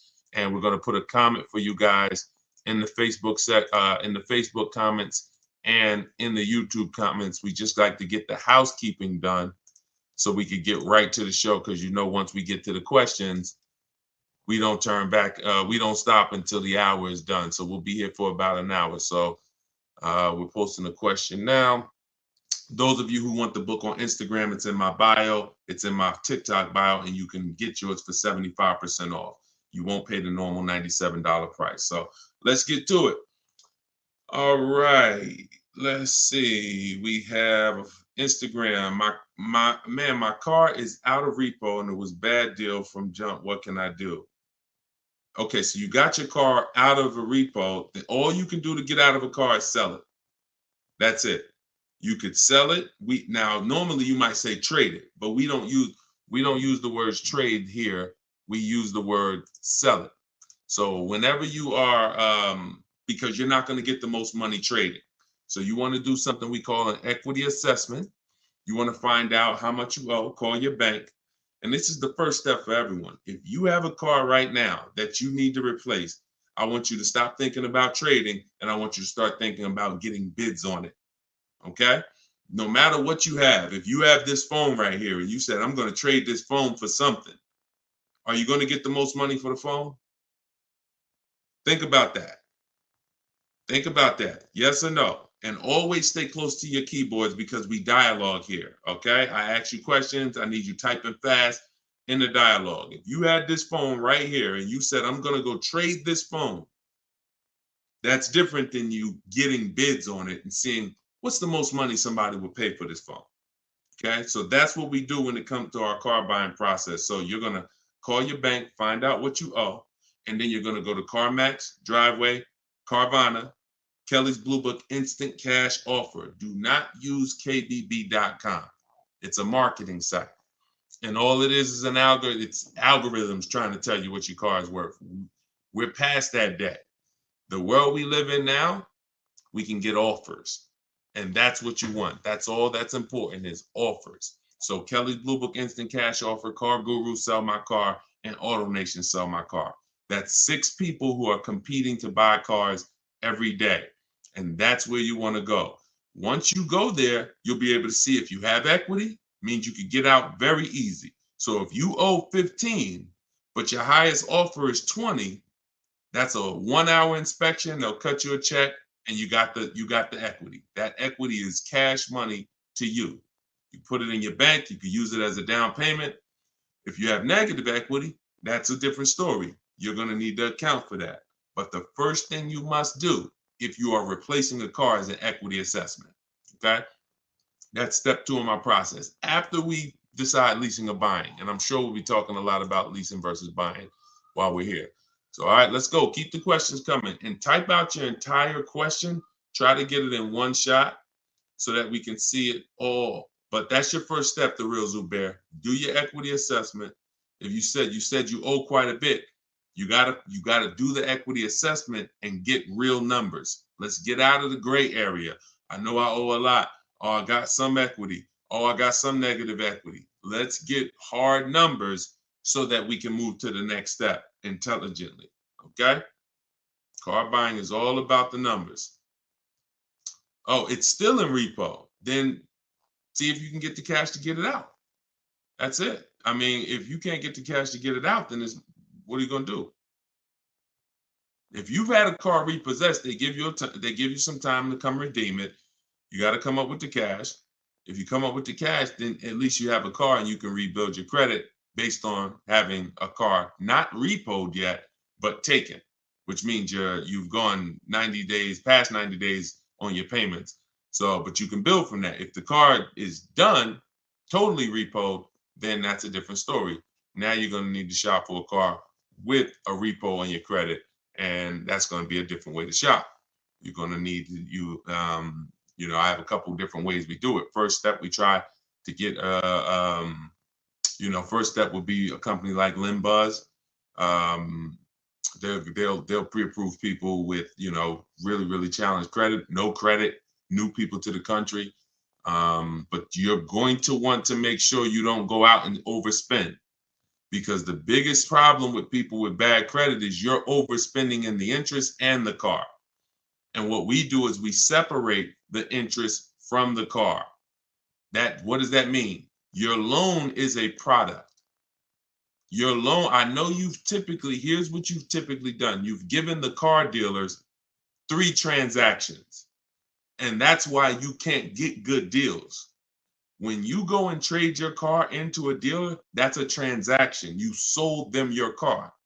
That's why on that buyer's order, there's a specific part for your car. They're buying your car. That's a transaction. Another part of the transaction is you bought a car from them. That's a different transaction. And then if you got your loan from them, that's a third transaction. So there's no way to get a good deal when you're giving dealers 3 transactions or 2 transactions and you haven't gotten bids for either. Break this down a little bit more before we go to the next question. There are companies that want to lend you money. They don't sell cars. That means they're willing to compete against other companies that want to lend you money. That means if this company is giving you an 8% interest rate, this one might give you a 7% interest rate, this one might give you a 6.2% interest rate. They're willing to compete. You need to bid that out. See, the only way we have price guarantees, what's going on, Trini, man? Good to see you. The only way we get price guarantees is by bidding our business out. So there's companies that only want to buy your car from you. Those are the companies I named like 5 minutes ago during our equity assessment. They don't even sell. They're not interested in selling your car. They'd like to, but they're also interested, hey, we just want to buy your car. Even if we can't sell you one, we'll buy yours from you. You should be bidding that out. Type $ if you're clear on that. And then when you buy your car, you're bidding that out. So when people with bad credit usually go and don't have a strategy like the one I'm telling you, you're going to go and overpay because you're mixing the loan with the car. You're going to a dealer saying, hey, I like that car, get me approved. So you didn't even get a bid to find out, was that the lowest price car? Because some people think all dealers' prices are the same. They're actually all different. And look, only you know, but I know, I've been doing this long enough to know there are people who've been taught every Nissan dealer is the same price. That's why they'll come home and say, man, Nissan doesn't have good deals right now. No, one Nissan dealer didn't. So you have to, when you're shopping for used cars, you want to be looking at all the inventory to see who has the best price used car. Then you would use a company like LendBuzz, like I mentioned, who approves people with bad credit, no credit, new to the country, because at least you know you got a great price on the car. See, if I'm going to pay 20% interest because I just had a repo, that's between me and my lender. Do we understand? Most times when you have bad credit, it's between you, the dealership, and everyone else in the dealership. They know you have bad credit because you've been there for 10 hours. How'd you get here at 9 a.m. with me? We both walked in the door and I left at 12 and you still sitting in the waiting room hoping they get you approved. Everyone in the dealership knows you have bad credit.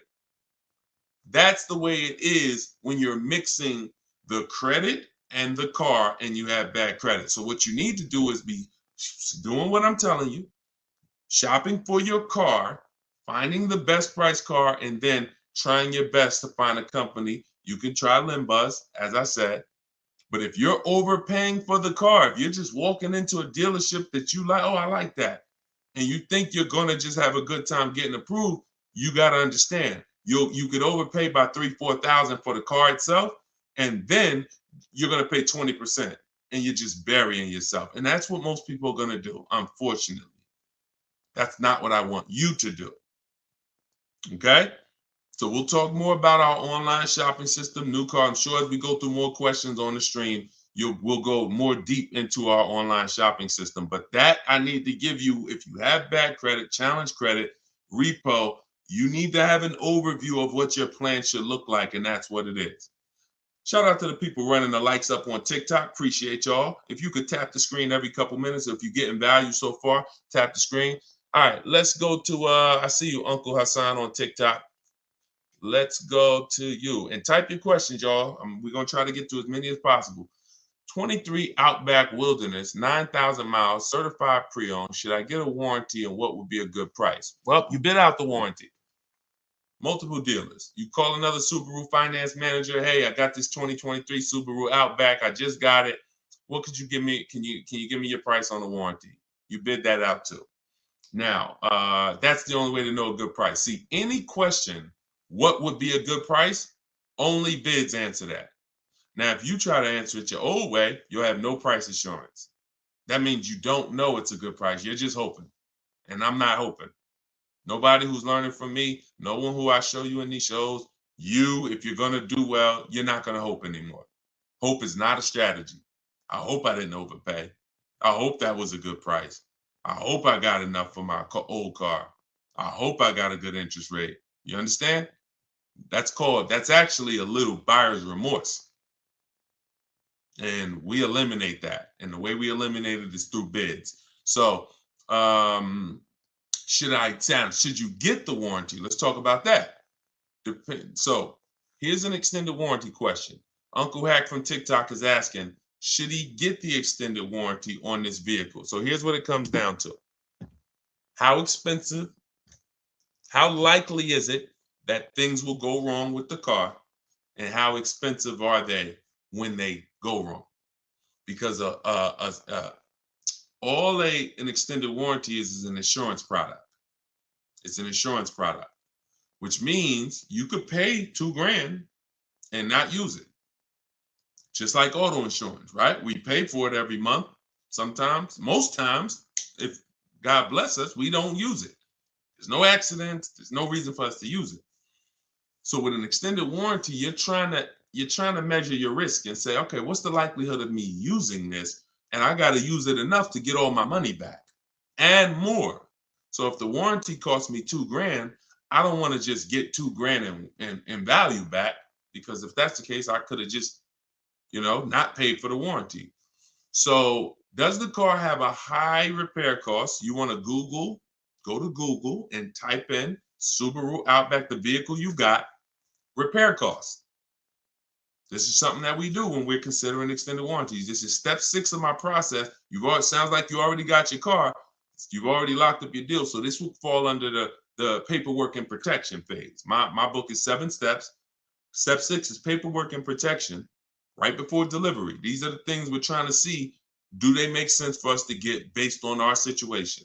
So with the car, if you see that Subaru you're getting has a high likelihood of repairs and a high expensive repair cost, then you may want to go ahead and get the extended warranty. Now, if you see that the repair cost on that is low, and you could just, again, type in repair. And also, I hope you try to type in longevity. But longevity is something that's above and beyond repair costs, because longevity is when we're looking 100,000 miles, 150,000 miles. What are people saying about these cars? So the repair costs are more over the next 3, 4, 5 years.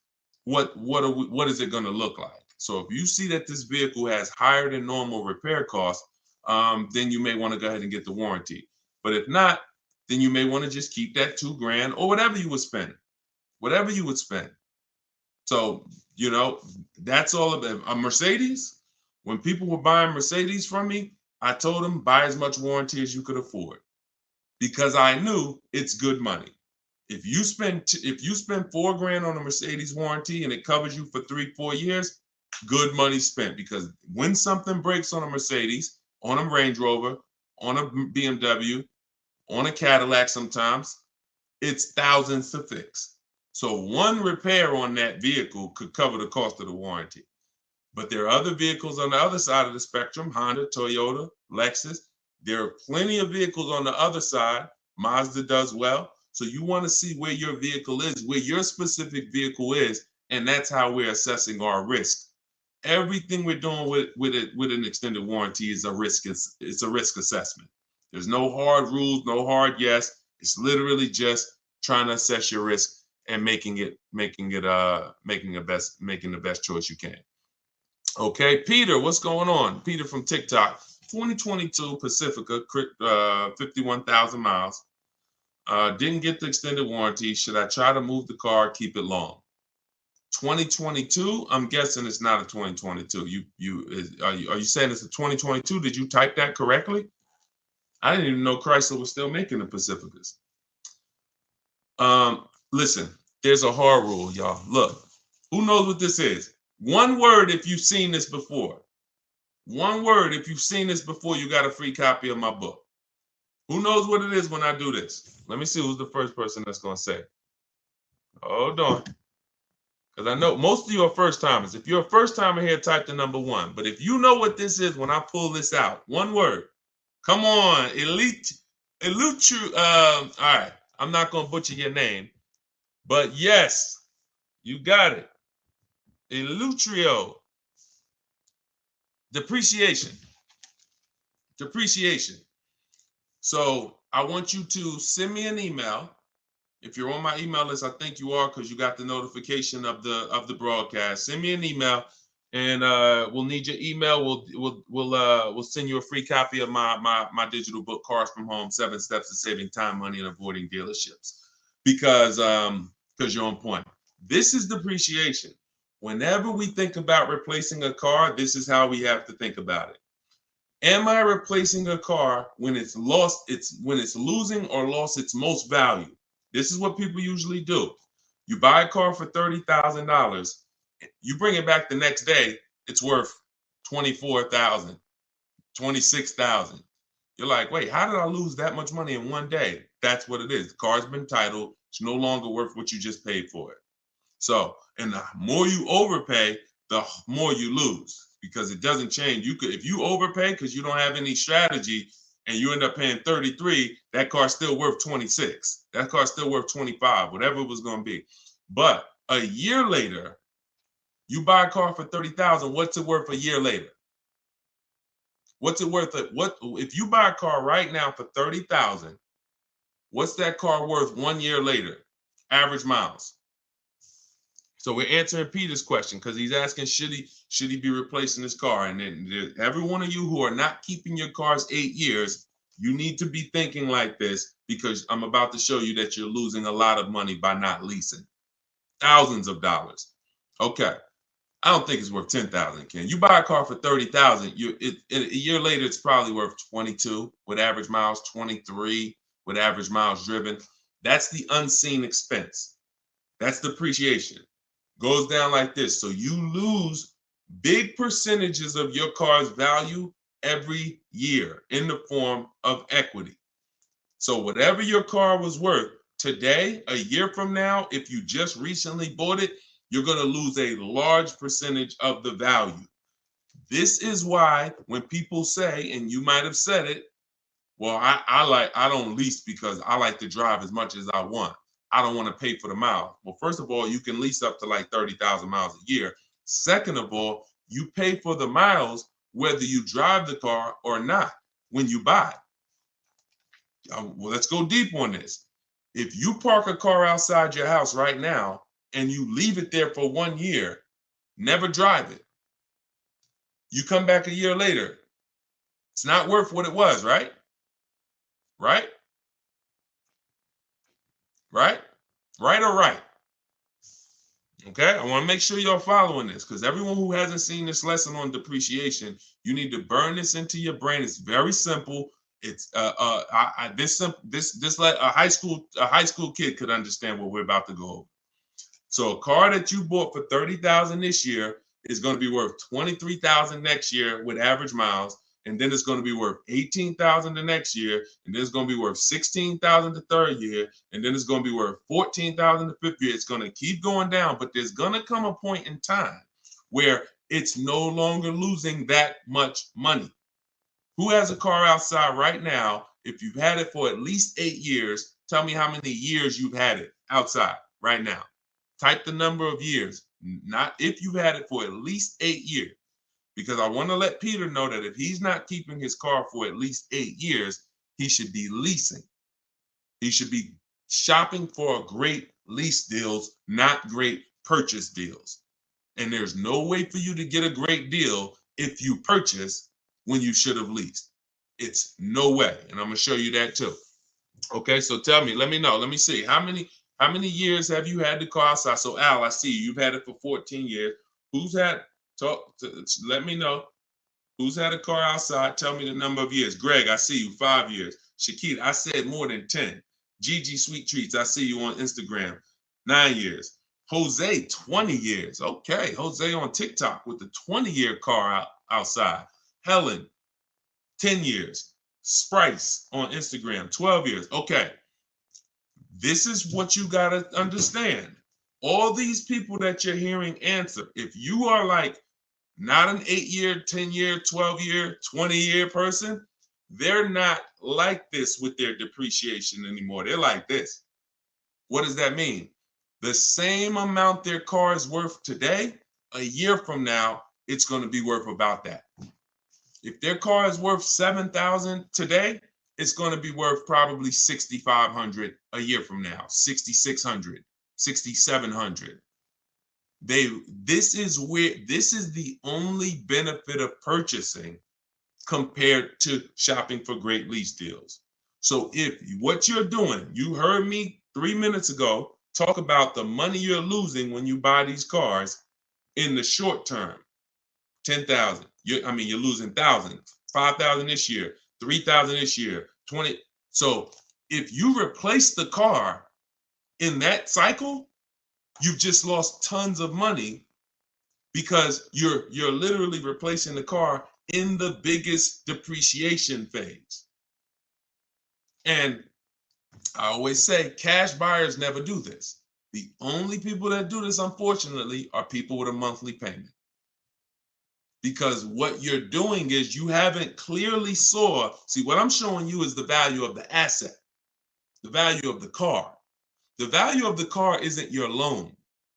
The amount you pay for it isn't your loan. That isn't the value of the asset. The asset is what's losing value every year. That's why some of you, you high mileage drivers, if you're a high mileage driver, type HM.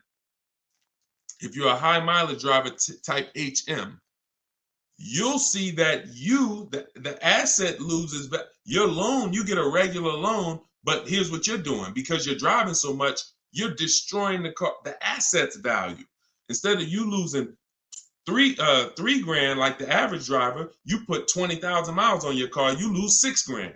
Then you lose 6 grand. Then you lose 3 grand. So your car is worthless because you're the asset, but the loan is the same. The loan may be the same as a regular person.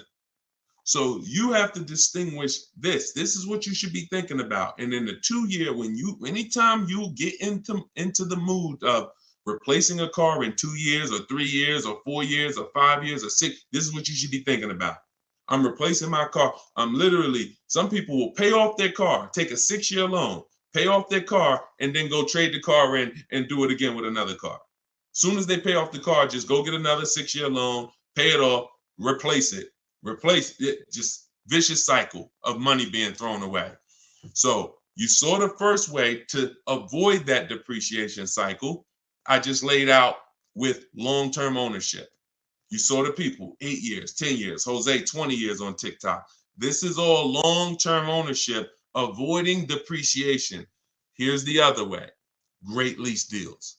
Not average lease deals, not commercials that you see saying, hey, come lease this car, $400 a month with 4 grand down plus tax. No, great lease deals. Great lease deals look like this. Great lease deals are never advertised. This is Danielle. Look, Audi A3, got bids, $44,000 vehicle, $550 a month. No money out of pocket. $44,000 vehicle. Now, some of you know every $5,000 on a loan is about how much per month. I'm talking to the people that's been here, but some of you might have saw it in my social media videos too. Every $5,000 on a loan is how much per month. Thank you. Okay, dang, Eleuterio, you are totally on point. It's $100 on a 5-year loan. On a 5-year loan, so when you look at a car and you see $20,000, automatically in your mind should be that's about $400 a month. You should automatically default. I want you order. Some people say, Deshone, well, what if I want a 6-year loan? Well, let that be the backup. Don't default to a 6-year loan. Default to a 5-year loan. Because if you get a 5-year loan, you spend less money than if you get a 6-year loan. So default to a 5-year loan. When you look at a $20,000 car, say to yourself, it's about $400 a month. You look at a $40,000 car, it's about $800 a month. Because I remember every $5,000 is about, we all assuming money down. Well, I mean, no money down. We all assuming no money down. Every $5,000 you borrow on the loan is about $100 a month, depending on the interest rate. So this same car that Danielle is leasing for $550, somebody is paying $800-900 a month for it right now. Got the same deal she got, except they purchased and she leased. This is what you should be shopping for. Let's look at Benita. Now let's do something with a price. Look at Charles, $48,000 Hyundai Palisade. He leased it, got his bids. Because I know some of you looking saying, yo, how do you get these deals? These don't look like the commercials. No, we use a different system, a bidding system. That's how we get these deals. When you have 5 dealers competing to get you offered, this is the deals you're going to start getting too. When you go into one dealer and go back and forth, 80% of dealers are overpriced. So you're not going to see these numbers. You got to sit at home and bid and let these dealers come to you. But look, he's paying $597, $48,000 Hyundai Palisade. That same vehicle, no money down, It's rounded up to 50,000. That's almost $1,000 a month for 5 years. Even if somebody took a 6-year loan on it, there's people right now probably watching this. You got a Palisade, no money down. You're paying $900 a month. So this is, look, he's paying $597. So when we start, and I'll share more as we go into more questions. When you look at what I just told y'all, I told y'all this is the danger zone right here. You want to be over here 8 years or more, or you want to be over here shopping for great lease deals. You don't want to be purchasing, owning cars, replacing cars in this period, 2 years, 3 years, 4 years, 5 years. You are losing the most through depreciation. And somebody who's leasing is just really keeping thousands of dollars more in their household, driving better cars than you, because they're not putting the kind of money into a car you're putting in. They're only paying their little monthly payment, driving brand new cars, and paying a small amount for their usage. The people over here that have kept their car 8, 9, 10 years, they're keeping thousands in their household because they paid off their cars. Now their car's no longer depreciating, and they can just do what they want with it, have it in their household, and they've won. You in the middle are the ones that's losing, and you got to get out the middle. That's what I'm trying to tell you. It's the cute face, the mileage you pay for no matter what. Cute face on TikTok said the mileage though. You see, the problem is you've heard people who got a 10,000 mile a year lease knowing they should have got a 15,000 mile a year lease. Let's really get to it. People, I've watched them. I don't know why. Go in knowing they drive 15,000 miles per year, but yet they sign a 10-year lease, a 10,000 mile a year lease. It's the most, you want to not enjoy, you want to mess up your lease, then they blame the lease. I'm not saying this is you. If you drive 18,000 miles a year, you get an 18,000 mile a year lease. I had a guy come in, some of you know the story, when I was a manager at Hyundai for a couple weeks. Wasn't for me. I left after 6 weeks, but I got a chance to see something there I'll never forget. Guy came in, he was returning his lease, and I was helping him do the paperwork. I said, I looked at his mileage. He had like 72,000 miles on it. I said, you leased this? He said, yeah, I'm in sales. That's all I do is lease. I said, oh, that's crazy. He said, yeah, I drive like 25,000 miles a year. I pay my lease payment. I bring that car back every 3 years. I just get a new one. I said, wow. Because I know what he was, I knew what he was avoiding, because I've had people come in, that kind of mileage on their cars worthless. They still owe a ton of money, 10 grand, 12 grand, negative equity all the time. So their car's worth 10, but they owe 20 on it because the mileage, it has 120,000 miles. It's ridiculous. I see it all the time.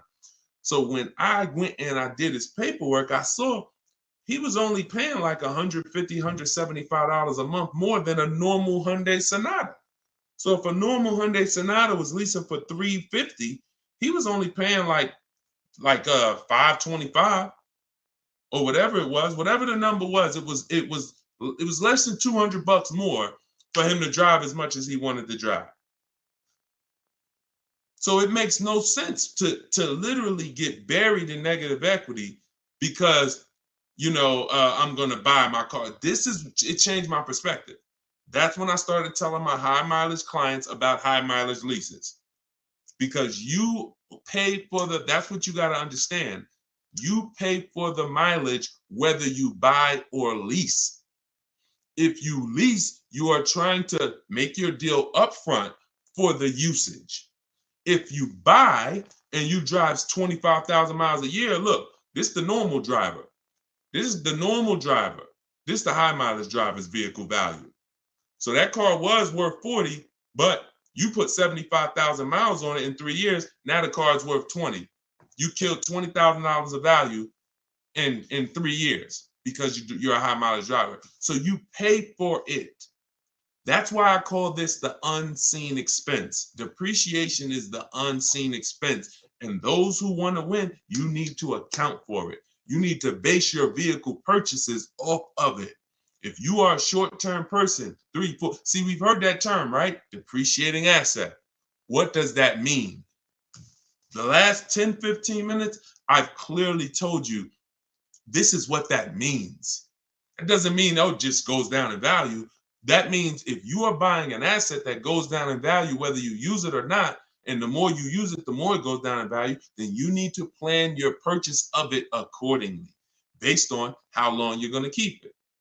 But I'm also telling you that the depreciating asset eventually stops depreciating a lot. That's the people we talked about 10 minutes ago. 8-year, 10-year, 12-year people. Eventually, the depreciating asset stops depreciating a lot. You want to make sure that is your reward. Come on.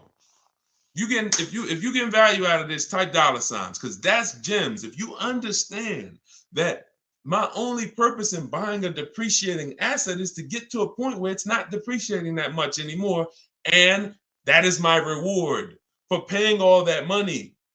That's my reward. I paid all that money to own this car, but it's paid off now. Now, here we go. It's not depreciating that much no more. I can keep it. And hopefully, I'm going to keep this thing till one day it doesn't drive. That is the purpose of a purchase. There's no other benefit. Everything else, if you like Deshone, no way I'm keeping the car 8, 10, 12 years. You should be shopping for great lease deals. It's not even a question. Not even a question. All right. We had to go deep on that. So, Peter, let that be your guide. Everything I'm teaching you guys, this is in my book, Cars from Home, 7 Steps to Saving Time, Money, and Avoiding Dealerships. It's a digital book. I have a link in the comments for you guys. I have the banner up here so you guys can scan it. If you're watching us on TV, you can scan it and you can get your book for 75% off. It's normally $97, but part of our launch, our welcome offer, everybody, you can get yours for $24, but you only got 30 minutes. Once you visit that site, deshonesbook.com, that timer starts ticking, and once it gets down to 0, price goes back up to $97. So get your book, and yes, YHLDQ. All right, you got a lot of letters in your name on TikTok. Bravo, there you go. Plan properly, execute as such. There we go. There we go, Carla. See, you're getting it. Depreciation is the unseen expense. Yes, yes, yes. I love it. It's clicking. All right, let me go back to Instagram. Let's see if we got any questions on Instagram. Hold on. Type your questions on Instagram. Let me pull another one in from, hold on. Let me pull another one in here. Hold on. Claudia. I bought your book. When calculating offers on your calculator, do you put the initial MSRP or the MSRP with the added fees and the cost? Always the MSRP. Always the real MSRP. I don't care if a dealer has added costs. When we're comparing offers, we are only comparing other, because every dealer doesn't have those fees. So you're trying to you're trying to gauge value. So always use the real MSRP. And y'all know that I share this a lot on the show lately, just so you guys know, because it can be confusing. Whenever you see the MSRP on a window sticker, if you're shopping your lease deals the way we teach you to shop them, this is the total MSRP right here. It's the total MSRP right there. If they have a little addendum over here with some added numbers to it, that's not what we're using to calculate when we divide our monthly payments into the MSRP, and that's how we get the 1% lease deals, or the because everything we use to calculate great lease deals is based off of the 1% lease deal rule, which has been around probably longer than all of us. The 1% lease deal rule said if your lease payment was 1% of the MSRP with no money down, 12,000 miles per year, you got a steal. So everything we do from that is gauging, 1% and under is a steal. Between 1% and 1.5% is a deal. And above 1.5%, we don't take those. It's too high. You're paying too much money for a car you're giving back.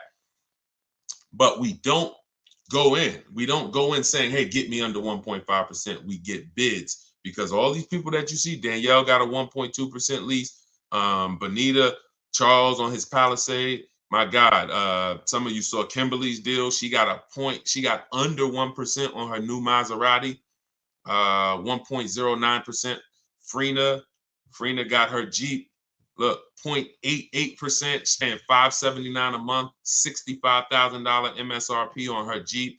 If they would have went in targeting, hey, yeah, get me here, then they would have lost. If they would have said, man, get me to 1.2%, they would have lost. You get bids, you get 5 offers, because 4 are going to be overpriced in most cases. 80% of dealers are overpriced. That's the data we've seen.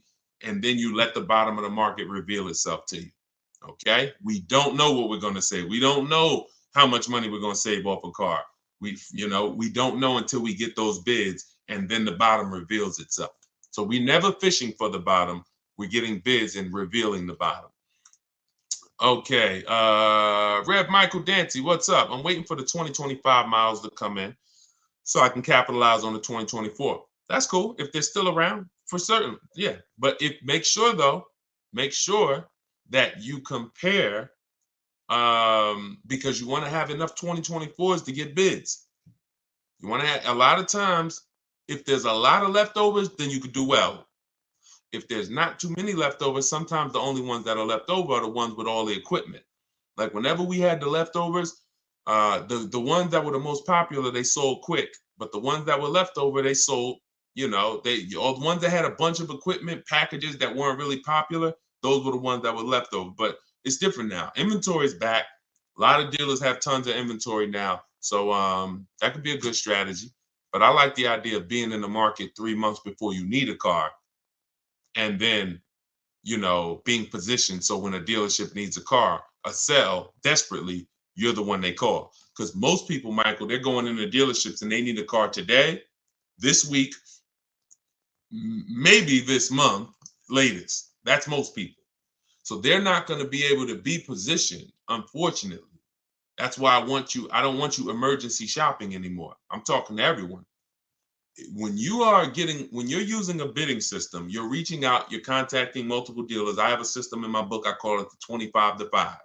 This is for new cars and leases, 25 to 5. So we're creating contact with 25 dealers on their website, telling them what we want. We do this in 20 minutes, literally 20 minutes, because I also have, things you copy and paste in there to make it quicker.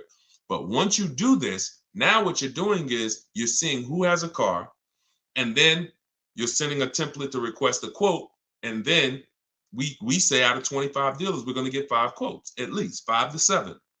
If we don't like those quotes, we've already told them in our initial email when our deadline is. This is important. This isn't information we hold back. We say, hey, I could buy a car today. Whenever we reach out, we always say, this is built into my template. This is something you want to say. When you reach out today, I could buy a car today. That lets them know you're a serious buyer. But I don't need a car until this day. We call that our no later than day. Why that's important? Because a dealer's mind is about today. So when we say I can buy a car, I can make a deal today, it gets them excited. Oh, I got a serious buyer on my hands.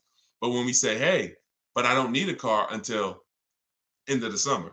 I don't need a car until winter. I don't need a car until such and such.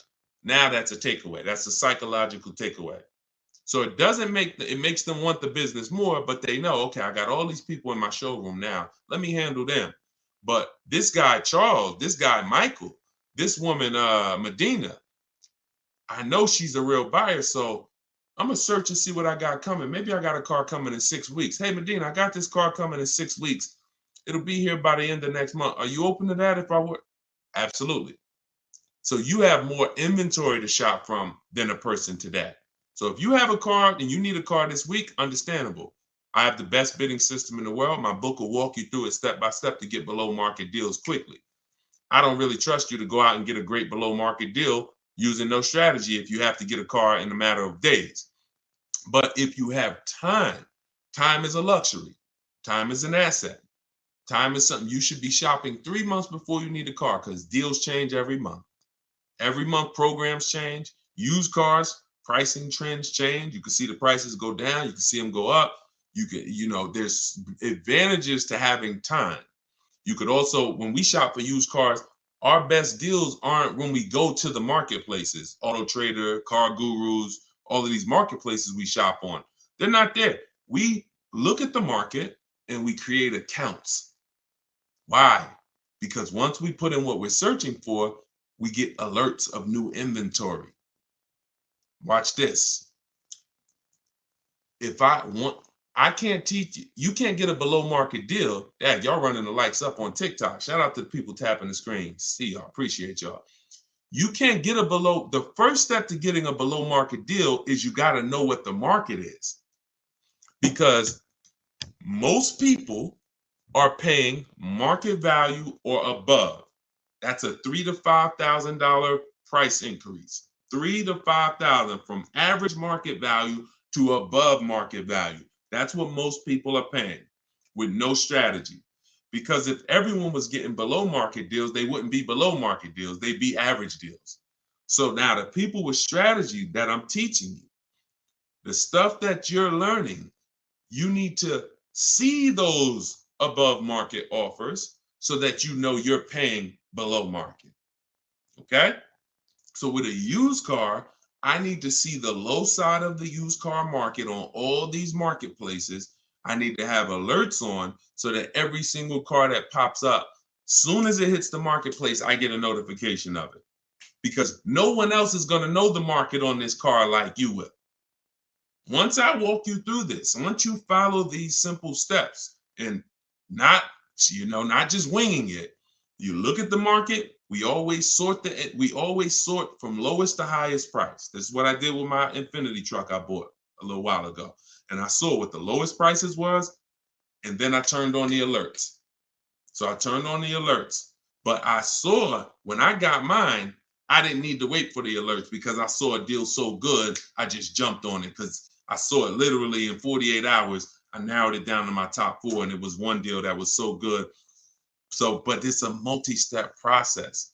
But so here's what, so the point is, new cars and leases, we see below market. The only way to get below market prices is to have 4 or 5 or 6 higher offers. That means you know you got the below market because I had 4 or 5 or 6 higher offers than the one I accepted. On a used car, I need to see other used cars that are priced $2,000, $3,000, $4,000, $5,000, $6,000 more than the one I ended up getting, because that's the way it is all the time. And as long as you hold to these rules, you'll understand this is my target. Okay? You only do this once. Once you learn this process, y'all, it's rinse and repeat too. It's harder the first time because this is not my first time. I didn't even know I needed a strategy to shop for a car. But now you see, if I want to save thousands of dollars, get below market deals, I need a strategy. But once you do it, this thing, that's why I can do it in my sleep, because I've done this 10, 15 times for myself. I've done it for other people, and I've taught a lot of people to do it. Trust me when I tell you, this is not rocket science right here. Tiffany got my book, and she wrote me, she just saved $6,300, $6,500 off her 2024 Mazda she just got. So, but it's a mindset. Bigger than the techniques. Let's get back to the questions. But bigger than the questions is your mindset set up and focused on below market deals and bids? That's, if I had to narrow it down to 2 things, below market deals and bids. And I throw one more in there. Well, which is really bids. Don't talk numbers in the dealership. Everything happens at home. All right. Let's go. Let's go back to the questions.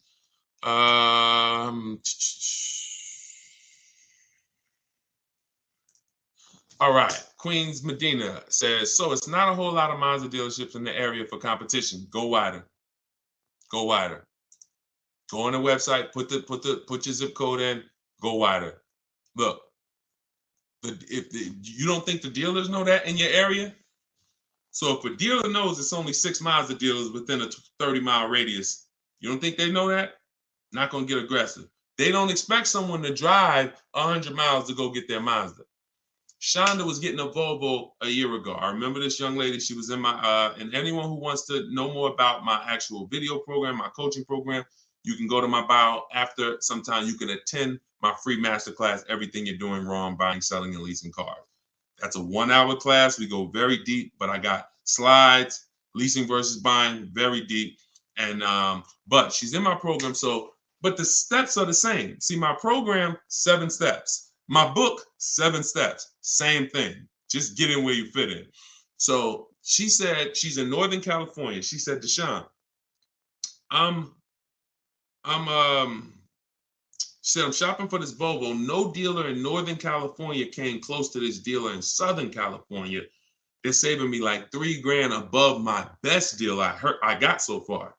So she had some discounts already. I think her biggest discount was like $3,000, and this dealer was willing to do like $6,000 with all the rebates below MSRP. I said, so what are you gonna do? She said, I just got a plane ticket. It was $70-something. I said, that's what I would do. I would be on a plane, going to pick up my new car, knowing that this $75 just saved me $3,000 on a plane ticket. We got to be willing to go wide, and that's the science of shopping from home. We don't care. Sean saved $20,000 on his F-150 truck. Some of you saw him. So if you're new to the show, you've never seen him. But F-150 Lightning XLT, $73,000 truck. He saved, 15.5 plus 49, a little over $20,000, $20,500. But one thing he said, which is important, I said, is this the best offer? Because listen, I didn't know. Could have been more. We could have got more. I said, I haven't seen the other offers yet, but I'm assuming you got at least 5. You're saving over $20,000 on this with the discount and rebate. But the only way to know that this is the best deal is to compare to the other offers. Is this the lowest? If so, slam dunk. He said, guess I could have put a little more info. Yes, I got about 15 quotes. Couldn't find anything under MSRP. Follow me. He said, I expanded my search to 150 miles outside my area to find this deal. I'm going to another state to pick this up, which is something I never would have thought of before. You think he cares about shopping cross state lines anymore? You think you get what I'm saying? So it's a program way to shop that makes the dealers money. And in order for you to save all the money, you now have to step out of that program and let everybody else run that old way. Let everybody else go in and go back and forth with one dealer and think they won. Let everybody else do that. You are going to break away from that, and you're going to sit at your house and you're going to use a computer or phone, and you're going to have these dealers bidding, and you're going to see the most money you've ever saved in your life, and you're going to have price assurance, guarantees. I always say, if I ask you when you get your car, hey, bet me $500 I can't get a better price than you just got right now. Most of you would say no, but Sean would say, man, bet me. Let's go. If you find a truck more than what I just got, anyone who's using a bid, when you get your bids and that's the deal you accept, Tiffany, when she just got her Mazda, she got bids. If I was to bet her, she said, yeah, I'll take that bet. Because I know I saw a lot of offers. I know I did 25 dealers. I know you ain't going to find something better than what I got. And that's what I like. That's what I want for you.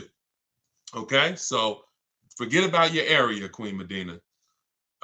Just bought your book. Awesome. True Southern Girl on YouTube. Enjoy it. Use it. And everybody do like what Tiffany did. When you get your deals, write me, email me, so that we can bring them onto the show. Okay? I don't know why my live just ended on TikTok. Hold on. Why did my live just end out of nowhere on TikTok? Hold on. Let's get TikTok back. Technology sometimes. All right. That's coming back. So, all right, let's go to Instagram for a question. Let's see. Are y'all typing questions on Instagram? I see a lot of people, but I don't see a lot of questions. No. All right, let's go back to YouTube. Instagram. Type your questions. I don't see your questions here. So, I'm looking at Elite Travels. I'm looking at. Why is it saying my internet connection? Okay. All right, we're gonna let TikTok do what it's doing right now. I'm looking at a Lexus IS 350, fully loaded, monthly payment $710, 0 down, car worth $51,000. You don't know if you can't tell me that dealer you are buying from beat at least 5 other dealers. Hold on.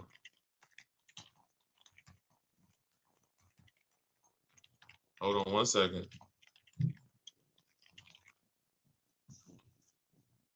Okay, let's get back here.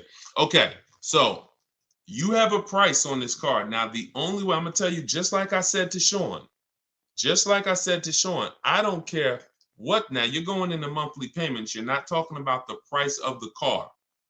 The price of the car is what you should be separating from the monthly payments.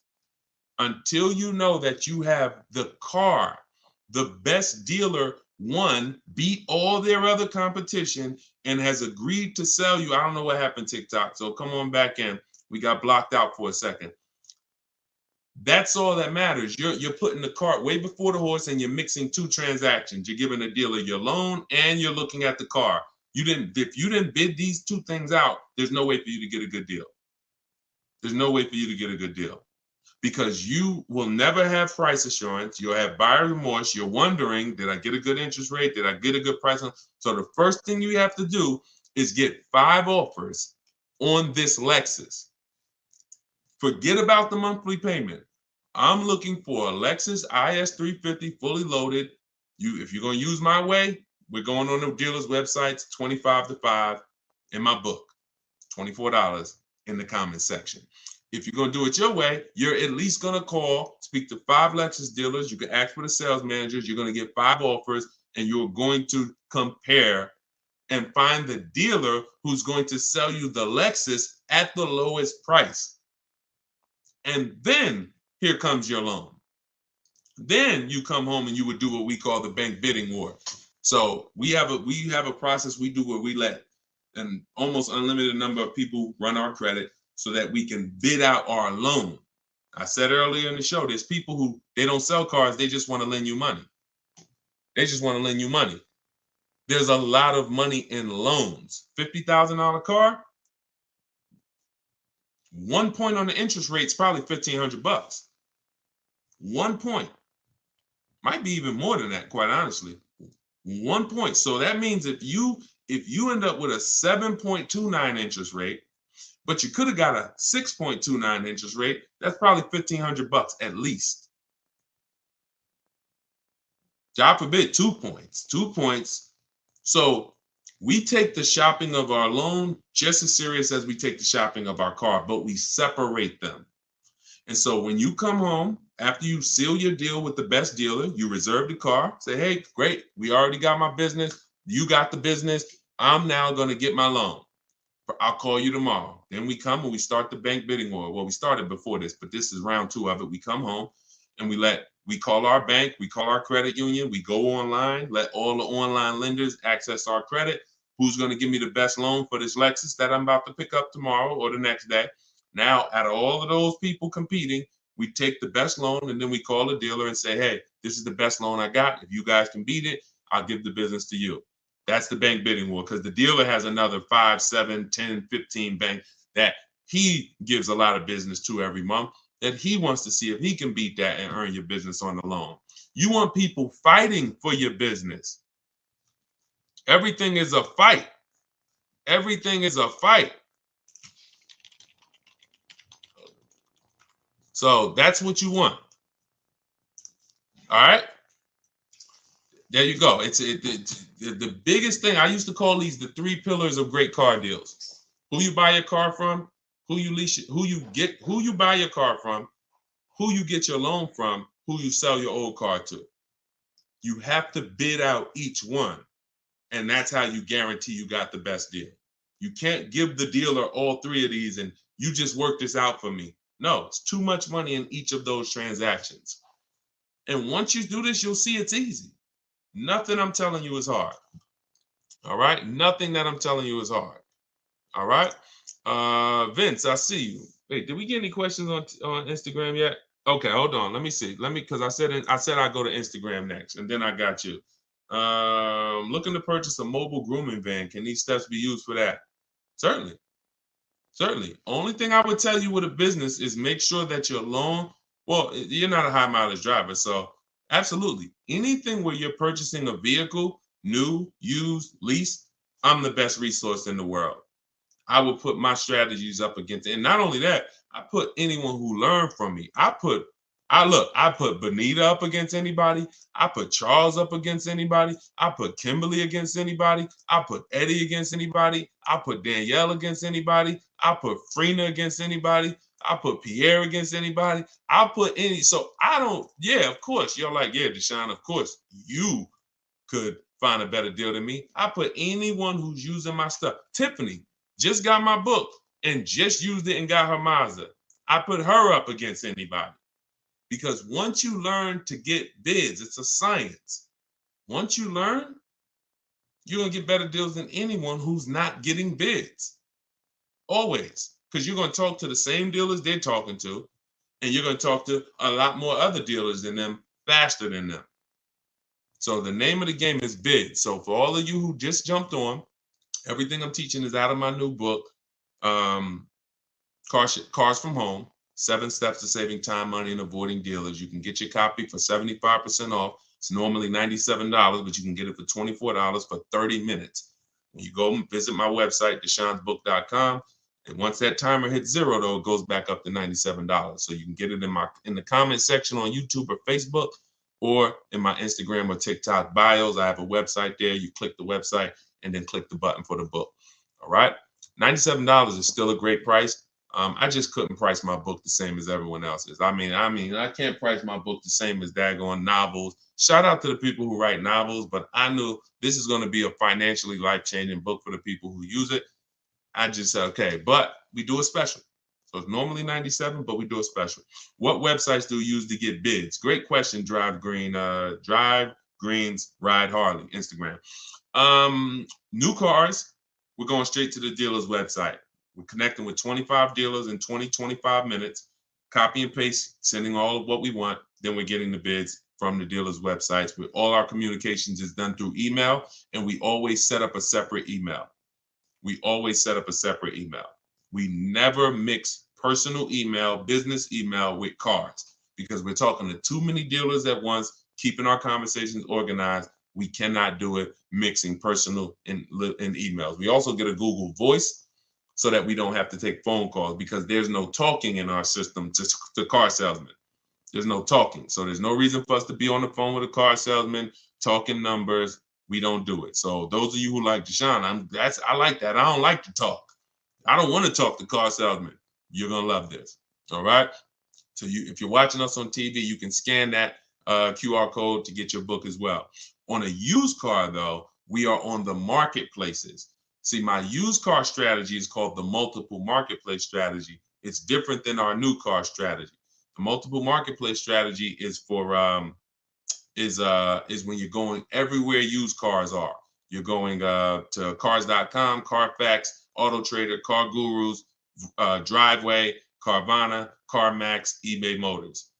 And then we're narrowing down from there. I spoke a little bit about that earlier in the stream. So it's 2 totally different systems, 2 totally different shopping strategies. All right.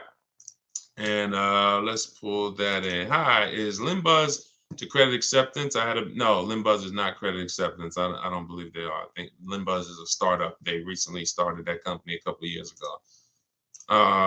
Vince, I have a 2013 Volkswagen Jetta.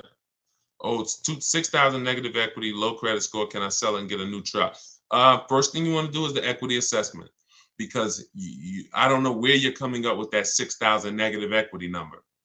There's only 3 ways to get out of negative. There's only 3 things you can do for all of you who have negative equity. 3 things. And most of you should be transitioning to a lease, because the cause of your negative equity is not leasing, but trading in cars. Look. When you trade in your cars or replace your cars in this cycle while you still have a loan, that's the formula for negative equity. Because you lost so much value, but your loan didn't get, your loan's still moving like this, creeping. But your car's value drops like a rock. So 3 things you can do with negative equity. You can either get the bids, call your bank, get your payoff. Then you're going to get the bids from the highest bidders. Kelly's Blue Book, Instant Cash Offer, CarMax, Driveway, Carvana, AutoNation, Sell My Car, and Car Guru Sell My Car. 6 bids, 3 from local dealers and 3 from online car buyers. That's done in like 20 minutes. That's our equity assessment process.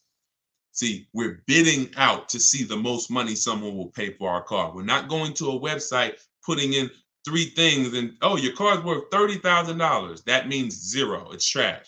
We are going through these 5-minute appraisals, telling them about our car, and then getting offers. Then we see where our negative equity is. Now, whatever your negative equity there is, that's the smallest amount you're going to have. I would pay the difference. If I had the cash, that is what I would be doing, paying the difference. Because when you can't pay the difference, you must now trade. This is the only time we trade. The only time we trade a car is when we have negative equity, because we need the dealer who we buy the car from to wrap our negative equity into our new deal. So that's the only time. So if we can't pay the difference after we do the equity assessment, now we're going to now look for our new car. Let's put our old car on hold. I sold my equity, negative equity. I can't pay the difference. Now I'm going to move in to shopping for my replacement car. Once you get your bids, now you look up and you say, okay, this is the dealer that's going to sell me the new car for the lowest price. Now, once you find that, now you're bringing your car over and you're asking them, hey, what could you guys pay me for this? I'm going to add this car to the deal, or have them look at the car, because now don't expect them. You're going to have a higher amount of negative equity, because they're not going to be able to beat the highest offer. If CarMax was the highest offer, they were paying you 20 grand. The dealer who wins your business is not going to pay you 20 grand. It's not worth that to them. They might give you 17. They might give you 18. So don't say, oh, well, CarMax was going to give me this. That's why I told you step 1 is to pay the difference, because those are the highest offers we're going to get. Then if you can't, you bring your car over. But if you have too much negative equity, you're going to have to, you can't do that deal. You can't slap 10 grand of negative equity on a $30,000 car. The bank won't approve it. It's something called loan to value ratios. So when the bank sees, okay, this car is worth 30,000, they're buying, but they're asking us to lend them 40,000. Why? We're not going to do that. You can have a 900 credit score.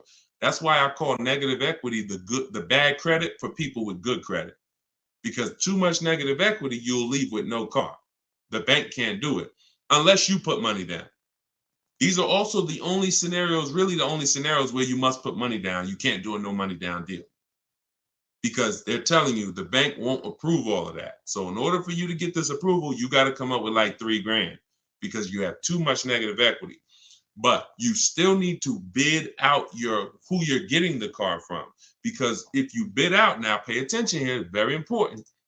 When you get bids on who you're getting the car from, you never know if that car has rebates on it. You never know if you're going to get how much of a below market deal you're going to get. And the more below market deals you get, the more room you have to bring negative equity over. See, if someone's buying a $40,000 car, but they got it for 35, let's use Tiffany, for example. Let's use Tiffany. This is a perfect example, and I've never done this before, but I'm glad. So Tiffany bought a $44,000 vehicle.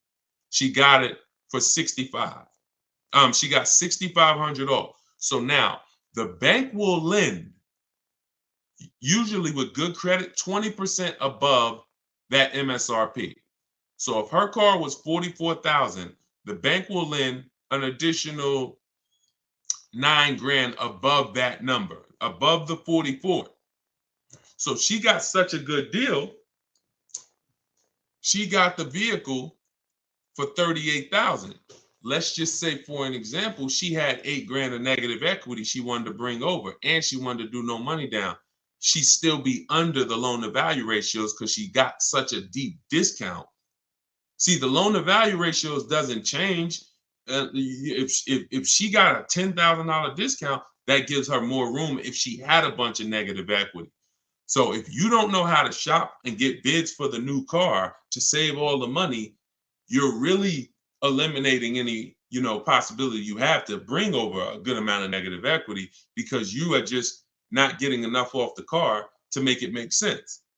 So that's why even when you have negative equity, if you can't pay the difference between the car and the online bidders, you still want to take the second part, which is getting bids for whoever's going to sell you the car seriously, because if you don't get a good discount and you try to slap all that negative equity over, they're not going to allow it. And then you're stuck. Or you're not stuck, you just need to stay in that car and pay down the balance more. So those are the solutions for negative equity. And then the biggest thing is stay out of it. Stop buying cars that you're not keeping 8 years. Start getting great lease deals like we teach, and you won't have this problem. Everything we talk about, y'all, is in my new book, Cars from Home, 7 Steps to Saving Time, Money, and Avoiding Dealerships. It's everything I teach in a step-by-step way. Lease deals, selling cars, selling leases, getting new cars, getting used cars, bad credit, high mileage drivers, all in there, broken down into 7 steps for different types of people. So it's normally $97, but I'm gonna post the link in the comments for you guys on Facebook. All right, and YouTube, there's the comment for you. And if you're on Instagram or if you're on TikTok, it's in my bio. You click that link. As long as that timer didn't hit 0 yet, you got your 75% off. You can get yours for $24. And this is what we do all day long. Insider strategies, get through as many as we can. We've been on for about an hour and 15 minutes, so we'll wrap for today. When you see the rebroadcast, make sure you tell your friends about it. We rebroadcast these shows all day long, so even if they couldn't join us live, they can get value from the rebroadcast, all right? I'll see y'all in the next stream. Shout out to y'all. Have a great evening. God bless you.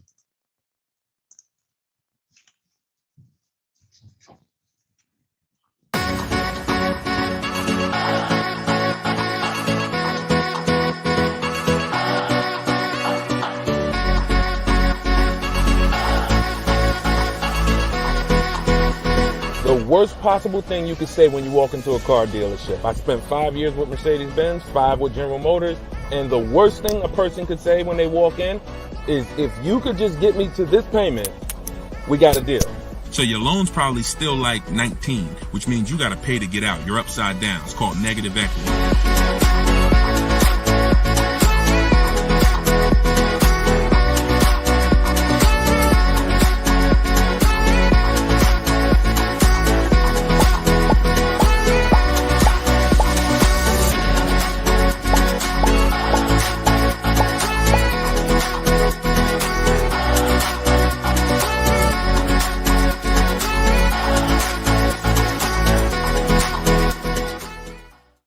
Welcome everybody to Car Shopping Questions and Answers special live show. We are live. This isn't a rebroadcast. If you don't see the banner, we're doing a special early morning live right now. So you know you may or may not know we rebroadcast these shows throughout the day.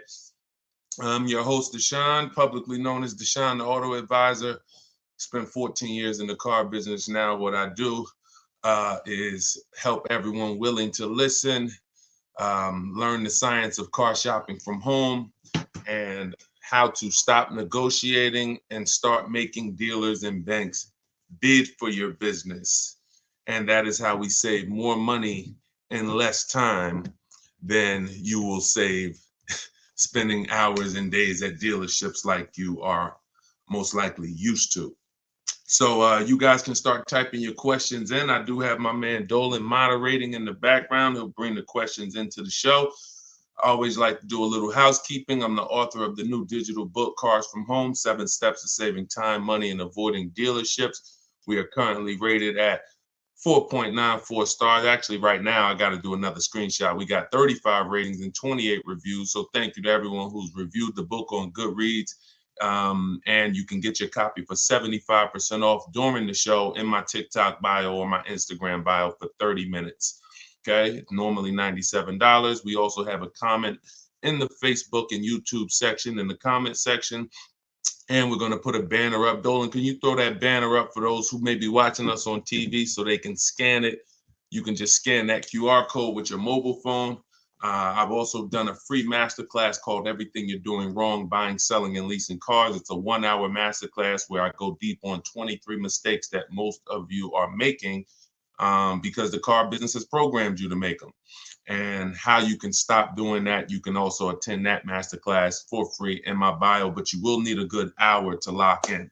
So with that being said, let's get it done. Let's get these questions coming in. Hey, what's up? What's up, Tuesday, child? Shout out to the people sharing on TikTok. Y'all already running the likes up on TikTok. Shout out to y'all. Shout out to everybody tapping the screen. And let me get Instagram up. I like to see Instagram up too. There we go. All right. I see you, Jake Neer. I just tore your name up. Forgive me. We're going to bring that question in. Dolan, we just got somebody on Instagram. So whenever you get yep. All right. I see we're good. Hold on. Let me turn that down. Butterfly Wings on Instagram. How do you negotiate a lease online? Great question. So you want to figure out what you want first. Go test drive it. I always say with a lease, you want 3 options. Because using what I'm about to tell you, you're going to get great prices. You'll get below market prices, but it doesn't mean the lease program's good. The only way the lease program's good is if all of the offers you get, if the best one comes at least below 1.5. Now, depending on what car you're looking at, the best offer you get might come at 1.3, might come at 1.1, might come under 1%, but you must get at least 5 offers because 80% of dealers are overpriced. So you're going to figure out what you want. Then you're going to go to the dealer's websites. I mean, if you're going to do it my way is using the dealer's websites because I don't like to use any third-party sites where they're selling our information. So we're going to go direct to the dealer's websites. Then we're going to tell them what we want online. And then we're going to have conversations by email. But you must set up a separate email. If you try to do this with your personal email or your work email, it's not going to work because you're going to have too many dealers emailing you. So you want a separate email. This is all in my book. I'm telling you what I call my 25-to-5 system. We reach out to 25 dealers online, and we're going to get 5 quotes from those 25. One of those quotes is going to beat everybody else. So it's a numbers game. So reaching out to dealers online, telling them what you want, and having the conversations. Now, if you're not going to get my book, which is $24 in the comment section or in my bio, as long as you get there with this 75% off, then you might do it manually. You might call and get these offers. You might call, ask for a manager. I don't talk to salespeople. So anything I'm ever teaching you to do is going to be to avoid salespeople. That's why we're avoiding dealerships altogether, but especially salespeople, because you don't know who you're going to get. You don't know if you're going to get, you just don't know who you're going to get. And 80% of salespeople should not be in the car business. So that's why we're never going to talk to salespeople to try to get our offers. We're either going to deal with managers or you're going to do it my way, which you're not even talking. You're using my scripts because I wrote the templates that you use. You fill in what you want, send it out to the dealers. Then when they come back, you got to expect this, y'all. You got to expect that dealers are 80% are not going to make it easy. They're going to try to have a conversation with you, even by email, to get you on their terms, to get you on the phone, to get you to, hey, can I get your address? Hey, can we have a quick conversation? Hey, when can you come in? That's why I wrote scripts for everything you copy and paste to them. Like when they say, yo, can I get you on the phone? Hey, I'm gonna be handling all my purchase online. And then you ask a question because there's phases to what we're doing when we're communicating online. There's phases. First thing we're trying to do is see who has a car.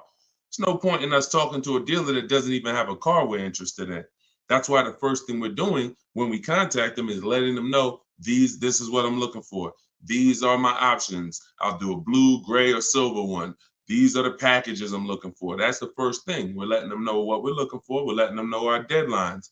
So if you don't have a car, we're not even talking and moving to the next step. So the first conversation, the first set of scripts that I wrote is to verify who even has a car. Then once we verify who has a car, let's say we connect with 25 dealers online like we do, then you're going to come down and say, all right, and this is the only bad part I'm telling you about calling around. Because if you talk to managers, you don't know who has a car. So that's the first thing. Before you request a quote, get a price, you must verify, do these people even have a car that matches something that I would consider? So once you verify that, now it's time to request the offer. And our goal is to get at least 5 offers, 5 to 7, because 80% of dealers are going to be overpriced. And you need to reveal that to yourself. When you start seeing these offers, how am I looking at the same car? One person is $20,000, another person $23,000, another person $25,000. That's the way it works. You know, Tuesday shout, this information is priceless. I appreciate you. That's what we do. And we only do it for the people who are locked in. A couple of you are locked in, and that's who you are, who I'm here for. So so that's what you want. You could either do it manually or you could do it my way using emails. It's up to you. But I didn't want you talking, because I know the more you talk, the more you're going to mess up the deal. No offense, I wouldn't talk. I'm a great negotiator. I wouldn't talk. The more I talk, the more I'm messing up the deal. The more I give up. We don't want to be in a verbal battle. Because again, we're not negotiating traditionally anymore.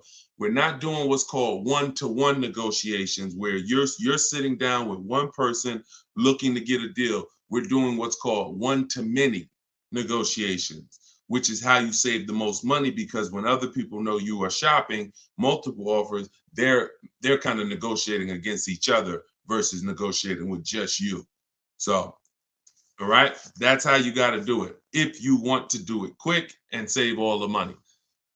Okay, go ahead, Dolan, shoot the next one in. We are live. I know y'all are not used to seeing us live this time. Whenever you don't see the banner above me that tells you the times we're live, that means we're live. So we're just doing a special early morning here on the East Coast live. But you know, we do broadcast these shows throughout the day, so you can be seeing this at any time. And we found that a lot of people get value out of the live show or the rebroadcast, because the people who are live with us are actually asking the same questions that people would be asking, you know, whether they're watching the rebroadcast.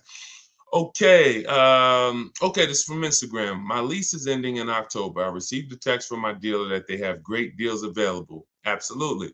Should I even explore those offers at this point, or wait until my lease ends? That's a great question. Would you ever get a text that said, we have bad deals right now? No, right? The only text you're going to look, who's getting calls right now from dealers, just so we can let this young man or I can't tell by your name, just so we can let this person know that it's not just them. Who's getting texts, emails, phone calls right now? We have great deals right now from the dealer who sold them their car. Type me if you are getting those calls or texts. All right. Look. Look, on all the platforms, we got people typing me. So you understand, it's not just you. These are automated things. Even when they call you and say, hey, look, look, everybody. Even when they call you and say, hey, your 2019 Subaru Impreza, that red one you got. Matter of fact, you could have the most one-off color. You know that lime green Subaru Impreza you got? I got somebody looking for that exact car. This is all automated stuff. This is all templates. That's the reason why we use templates. That's the reason why I want you to use templates. The templates in my book. You know, because this is copy and paste. Hey, Jim, the deals are great right now. Hey, Jane, we could get you out of your lease early. You know, if we could just have a short conversation. So before you even think about anything, I need you to never fall for that. Never think this is an isolated thing for me. This is a template that goes out to thousands of people, and my name and information is filled in, even when you get letters to your house.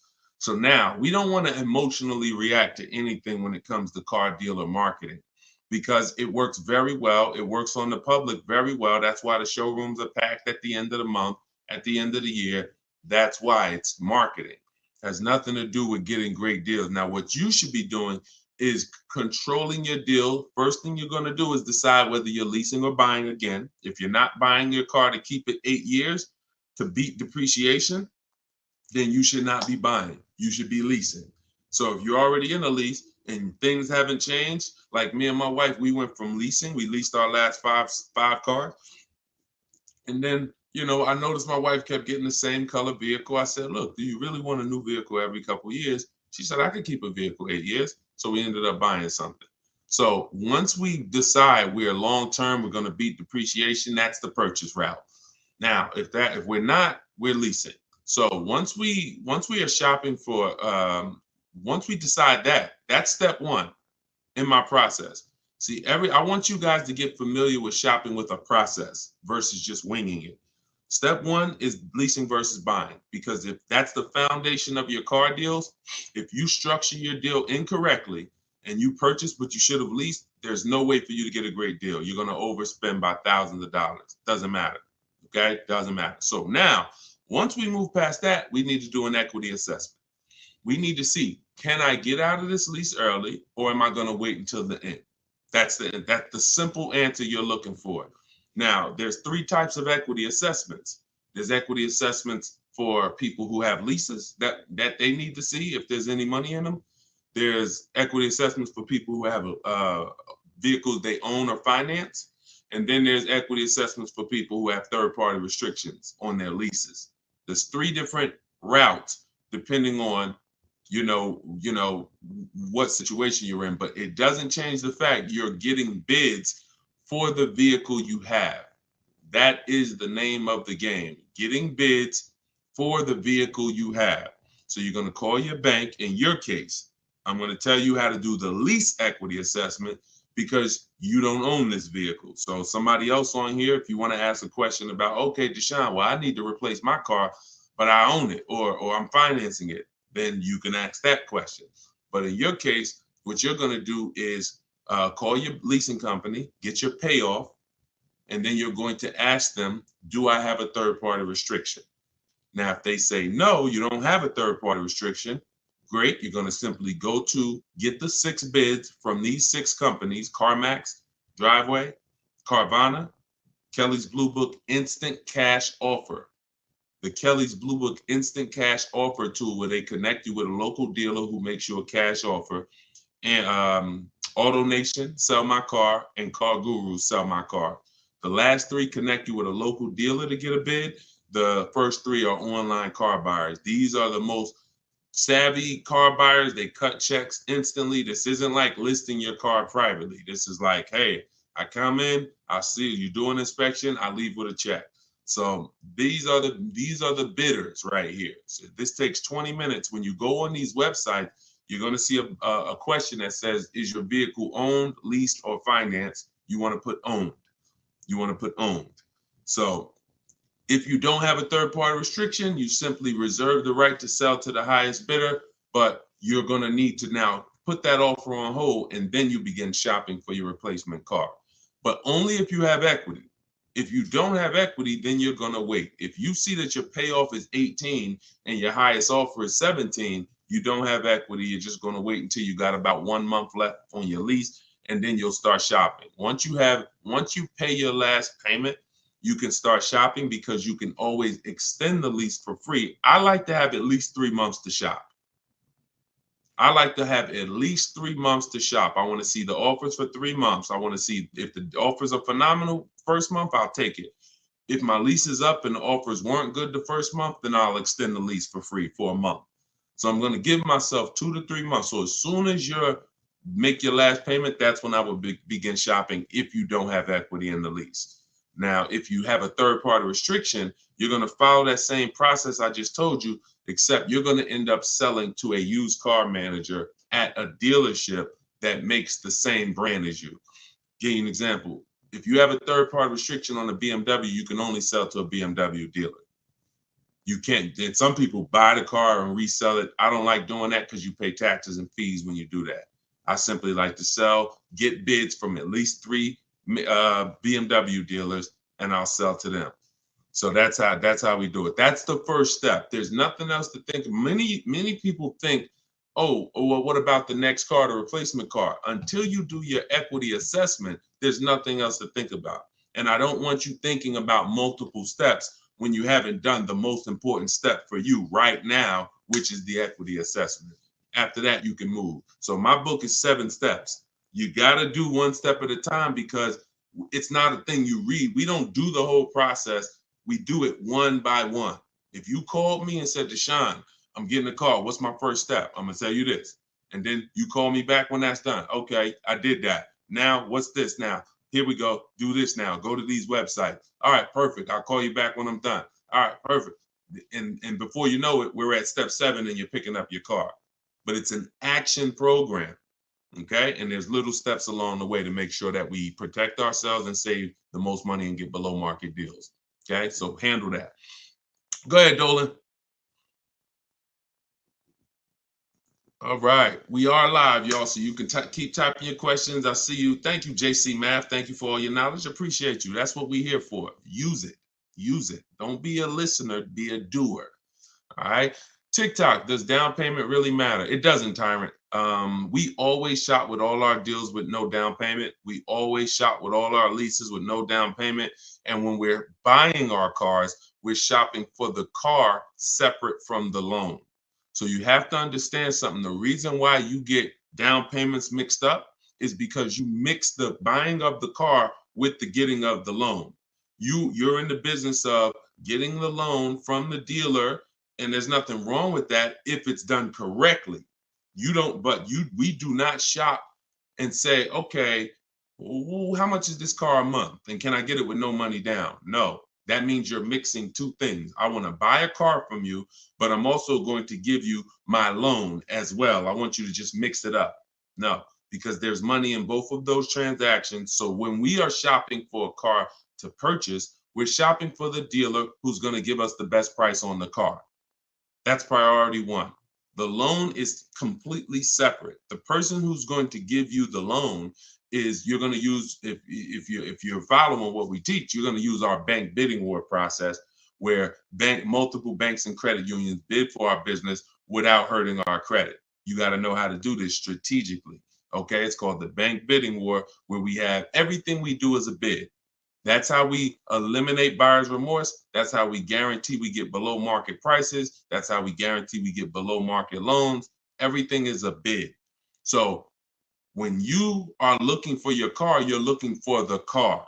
If you're looking at a Nissan Altima, you're looking for the Nissan dealer that's going to sell you the car at the lowest price. And you're going to need 5 offers to do that. So once you find the Nissan dealer that's going to sell you the car for the lowest price and beat all their competitors, this is now when we come home and we get our loans in order. This is when we come home and we say, okay, boom. All right, I'm going to have my bank, my credit union, some online banks, go online, banks and lenders who, do car loans online. I'm going to have all of these people start bidding on my business, because now I have a car that I'm looking to go pick up in the next 24, 48 hours. And then after we get that round done, we're going to call and see if the dealer can beat it. That's the bank bidding war. You have 10, 15 people bidding for your business in a 24, 48 hour period. And when you end up getting your car, it only affects your credit like one hard inquiry, even though you had 15 of them. So all the inquiries will show, but a weight on our credit score will show as one hard inquiry, because it's called proper rate shopping. So that's how we make sure we get the best loan, and that's how we make sure we get the best price on the car. If you've been mixing these two, it's no way for you to guarantee your best deal. There's no way for you to save all the money mixing the loan with the deal and with the car you buy. And then some of you even mix the trade in and say, okay, I'm going to give you my old car, and I'm going to buy a car from you, and I'm going to get a loan from you, and I'm not going to get bids on any of these transactions. Impossible not to overpay doing that. Sorry, I hate to be the bearer of bad news, but that's how I have to deliver it for you to understand. Come out of that cloud. Come out of that cloud shopping that way. Okay? But down payments doesn't matter. Only people that can't do no money down deals are people that have way too much negative equity and they don't have any money. If you are trying to bring a lot of negative equity over the deal, the bank's not going to approve it, because they only are going to lend a certain amount above the price of the vehicle. But here's what's very important. And no, we're not going to talk about the negative equity right now. We'll let that be a question in and of itself. But the only people who can't do no money down deals are people with large amounts of negative equity. It becomes more difficult for you to do those deals. All right. Go ahead, Dolan. Great question. Okay. Jay Golden Gate from Instagram.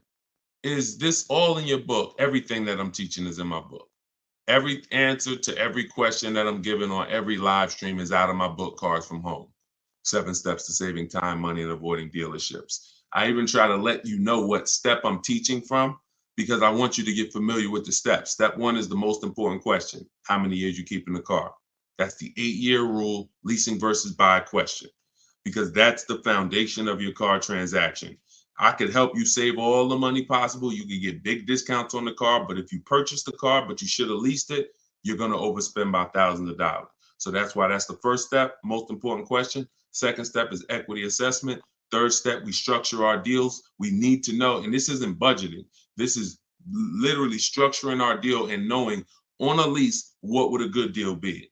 On a purchase, what are my offers going to be? What am I looking for purchase price wise to be below my budget? That's deal structure. Then we're moving to shopping, not buying. This is where we choose our car, do a little research, 5-10 minute research to make sure the car we're looking at is not a problem car, doesn't have bad reliability ratings, doesn't have bad longevity ratings, doesn't have bad initial quality rating. These are quick steps. And then we test drive if we're looking at a new car or a lease. We test drive it in that step. Then we move to multiple offers. Step 5, where we're in the market, getting bids, getting offers, actually able to take a deal across the finish line if it presents itself to us. Step 6 is paperwork and protection, which means, all right, we got our deal now. Now let's finalize our loan. Let's go over some paperwork. Do we need extended warranty, tire and wheel? And then step 7 is delivery. Everything I teach comes out of one of those 7 steps. And yes, that's all in my book. And you can get your copy at deshonsbook.com for 75% off for 30 minutes. Or you can go to my Instagram bio or TikTok bio, click that link there, and then click the button that says get the book for 75% off. You won't pay the $97. But yes, good question. Go ahead, Dolan. Will older Toyota Camrys 2023, 2024 be cheaper or have more incentives due to the redesign of the 2025 Camry coming out? That's a good question. You never know. It depends on if they have a lot left over. So what I always say to anybody who's thinking you want to get a pre-owned car, but you only want to get it like 1 or 2 years old, you got to be careful doing that. Depending on the car, I'm going to tell you why. I've had people who wanted to get a new one. I mean, a 1 or 2 year old one, but I say first of all, you're not going to have enough inventory to properly gauge what below market is on those vehicles. Because the only way dealers get pre-owned cars is somebody trades it in or somebody returns it off lease. So if or they buy it from an auction, which means somebody had to replace it. Somebody had to get rid of it. So you don't typically see people replace their cars in 1 or 2 years. So that's why you don't see a lot of 1 or 2 year old vehicles. So what I always say is you need to be running the prices on the brand new ones. Now, in the case of a redesign, maybe you don't see too many incentives, but you still never know. We had somebody hop on the show 3 days ago, and she said that she got a brand new BMW X4 M Edition, popular truck, new, and she's saving $7,000 on that particular vehicle. So you just never know. But there are vehicles out here where you can save thousands off a brand new one. So give you an example. Somebody, Frena, she leased her Jeep. She probably got 10 grand off the price. Okay. And some of you know, if you've been on the stream before, that I regularly share people that get, on certain cars, you get 20. I mean, Maserati, Kimberly's Maserati, she got 20 grand off. Sean, he got 20 grand off on his F-150 Lightning. So you don't know what you're going to get until you get into the market and see what the demand is for that vehicle and see what the rebates are. You don't know until you get all those offers. None of those people knew they were going to save 20 grand. No one knew they were going to save 10 grand, 7 grand. They only get in and then they get the offers and they see this is their best deal. So if I end up being able to save 7 grand off a new one, then what should I pay for a 1-year-old one? That's the point. If the new market, if I don't have enough inventory to compare the 1-year-old ones, because you're not, then I can only compare it to the new market. So and if you do it my way, it takes 60 to 90 minutes to get all these offers. Before one trip to the grocery store, sitting down at your computer doing it my way, you'll be able to see what the market is for any vehicle. And when you really get quick, you'll be able to do it in like 45 minutes, copying and pasting. So once you see that, if the new market for the car is $7,000 off, how much should I pay for a 1-year-old one? Well, it better be at least 10, maybe 11, because a brand new one is $7,000 off. Now, opposite is true. If I could only get $2,000 off sticker, that's my best offer. Then maybe a 1-year-old one, I'm looking for $7,000-8,000 off sticker, $9,000. So you got to know what the new market is, because the worst mistake you could make is to get a 1 or 2-year-old pre-owned car that has a heavily discounted new car market that has $5,000 rebates on the new car. Think about Sean. I want to use an extreme case, but even cases that are not this extreme will still make a huge difference. Sean, he saves $20,000 off his F-150 Lightning. What happens if somebody said, now that's a $73,000 vehicle I'm showing on the screen.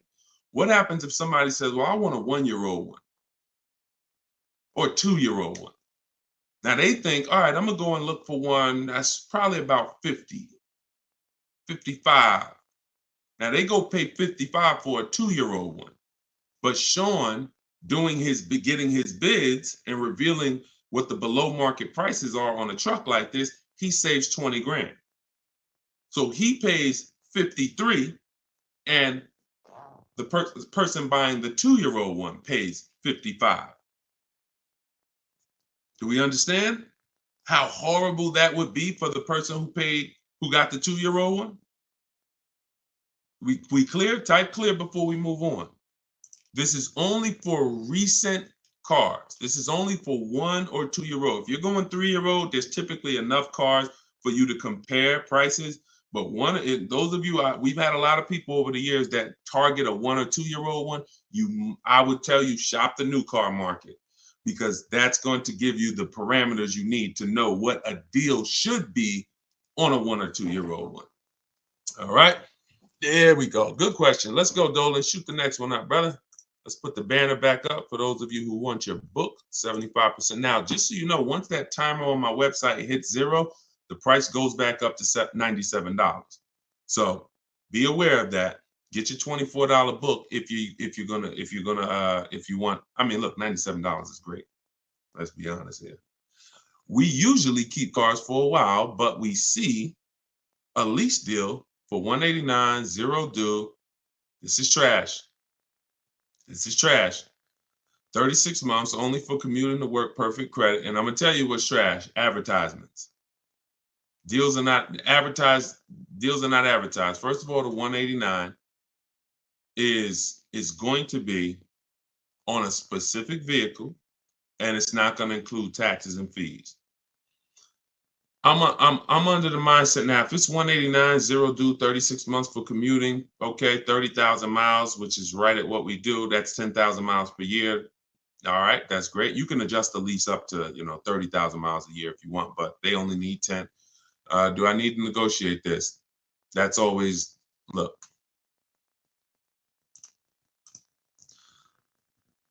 I'm gonna tell you this. So Frina called.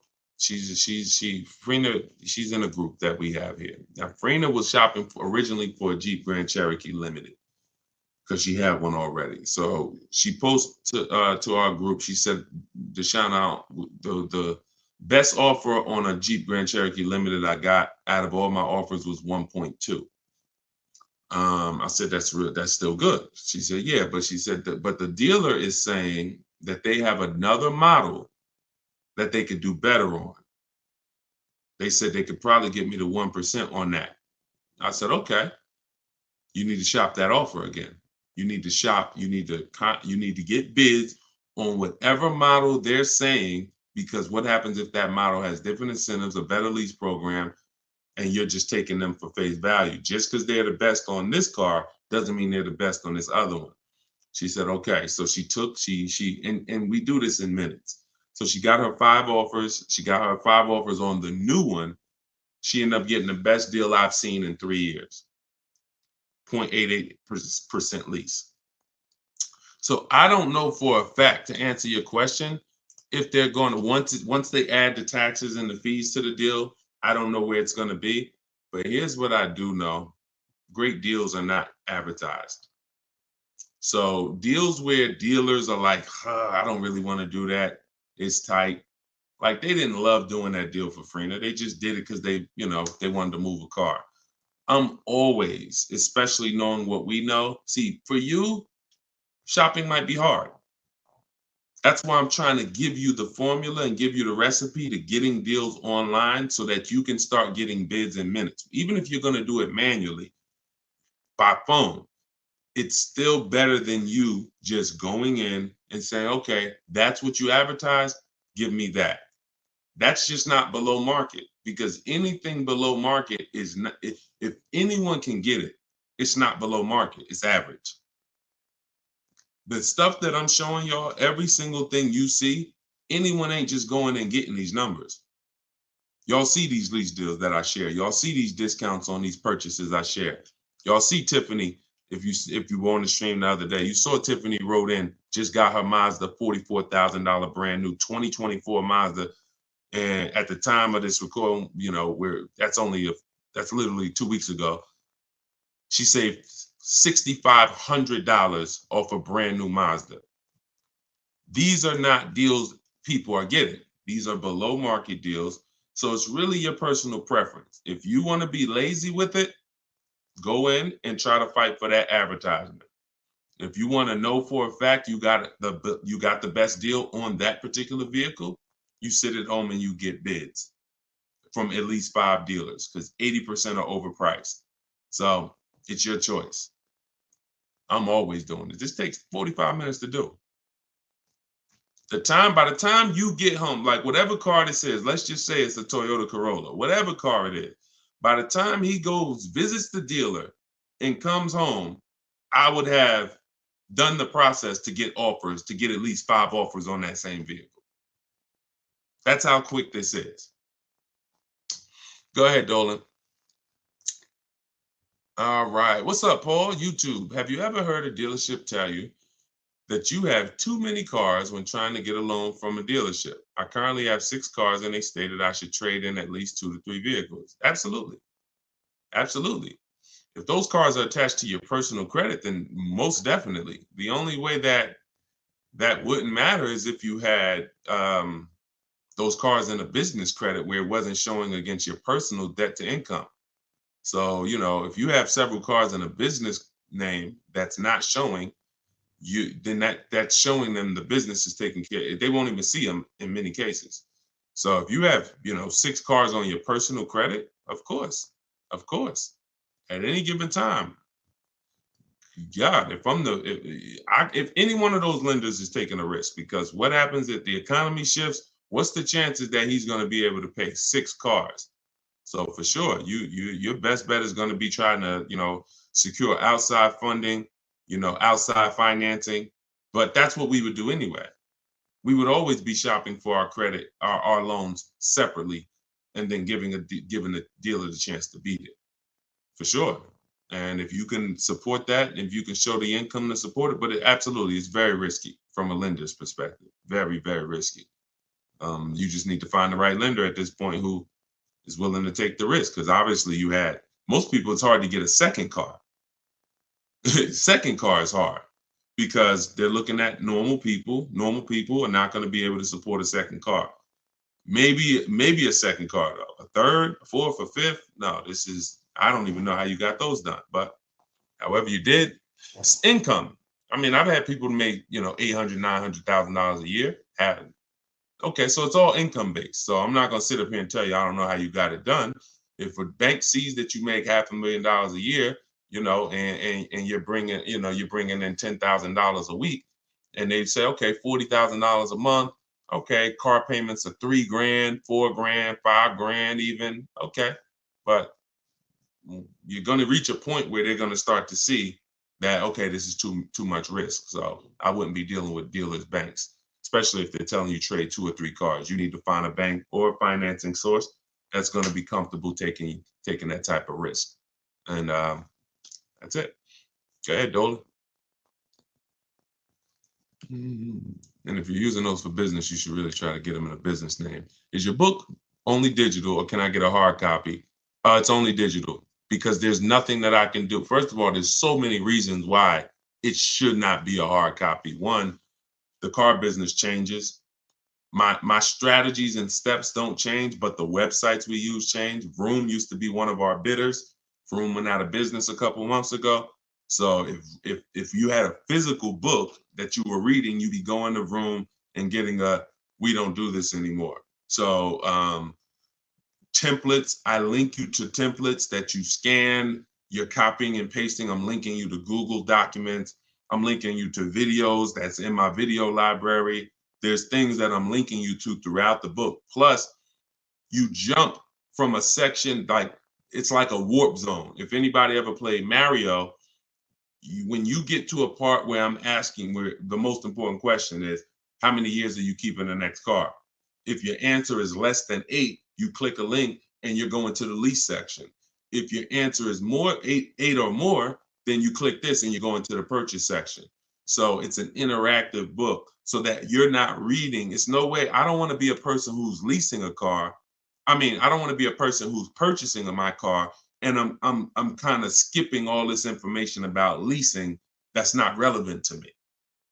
I don't want to do that, because now I'm going to get confused. Okay, is this for me or not? So I had to have links that warp you to certain sections that keep you on track. Wouldn't be possible with a physical book. And again, the updates are probably the most major. Those 2 reasons are why this book would be horrible as hard copy. Well, I'd just be coming back every 6 months, every year. I'd have to do volume 1, volume 2, volume 3, because that book you bought last year, it's not relevant anymore because there's so many things that change. When I wrote my first book, 52 Car Buying Questions Smart People Don't Ask, that was 2021. 2021, that was a digital book as well, but the format of it was so rigid. Once things changed, I couldn't change it. I had to totally write a whole nother book.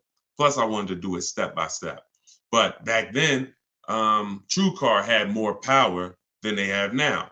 That TrueCar has no power now. So all of these things, the markets change. So we need to make sure that all the information we're giving is able to be updated. So when you open the book a year from now, it's relevant. And that's because we're updating the main file. Could never do that with a hard copy. All right, legit question though. Go ahead, Dolan. We are live, y'all. I know you don't usually see me live this time of the day, but we decided to do a special live. So whenever you don't see the banner above my head, you're watching a live show. When you see the banner, that means you're watching a rebroadcast, because we rebroadcast the shows throughout the week. So that way, if you couldn't catch the whole show, or if your friends and family need to see it, you can always point them to the show on any of the 4 platforms. But we are actually live now, so you can type your question. Do you suggest putting a car in your business name with or without a PG? I'm not in the business of teaching people how to get business loans without personal guarantees. So, whoever told you could do that, you should follow them to learn what banks, what cars do that. But you should still use my system to get the prices. Because one thing I see about these people who buy cars in their business credit, they just overpay like crazy. They walk in and say, "Oh yeah, I want this car right here." They don't know how to get below market deals. Same thing with influencers walking in with checks. Hey, your girl got a G-Wagon. Yo, your boy just got the Range Rover Supercharged autobiography. Man, they walk in and they are getting hit. Hurt. I don't want to use that word on YouTube. They are getting hurt big time financially on these cars. So I would say, and I say the same thing with people who do Toro, or who do who have a rental car business. You need to learn from someone who's going to teach you the business systems. That's the stocking of the inventory. That's the insurances. That's the how to market the business. That's the best practices in the business. But then you need me, because we're the best at teaching people how to buy the inventory for the lowest prices. people are overpaying for their inventory because they view it as the business's money. That's ridiculous. Business's money is your money. So, but whether it's a PG or without a PG, get it done. If you sign in PG, I don't see most banks are not going to do that, because what you're saying is, here's my business. If something happens and this car is not paid, the business needs to have the assets for you to go after that'll pay the car. If the business doesn't have the assets, the bank is saying we're coming after somebody who has the assets. That means you could just be like, one day, all right, I'm not paying for these cars no more. Take them back. And then there's no recourse. Most banks are not going to do that at all. But some will. If some are doing it, just find the people who's teaching you which banks do it and follow them. Okay? It's up to you. I've had plenty of people buy cars in their business name, personal guarantee it, and it doesn't show in their debt to income. And now, very important before we go to the next question, if this is your goal, you need to call the finance manager at the brand. So if you're like, oh, I want a Honda, you need to talk to a finance manager at a Honda dealership and say, if I buy a car in my business name and personal guarantee it, will it show against my personal credit? Because it will with Mercedes as far as 2019. And I learned that the hard way. Me and the customer. It was, I said, the customer was buying cars in their business name, real estate developer, and he came and he got a Mercedes Benz. He put it in his business name with the personal guarantee, and it's still reported on his personal credit. Then the finance manager told us, hey, just so you know, yes, it does still show. I'm like, we should have known that before. That's something we should be telling customers before they ever apply, because they're only applying in their business name because they don't want it to show against their personal debt to income. So always double check with a finance manager in the brand, okay?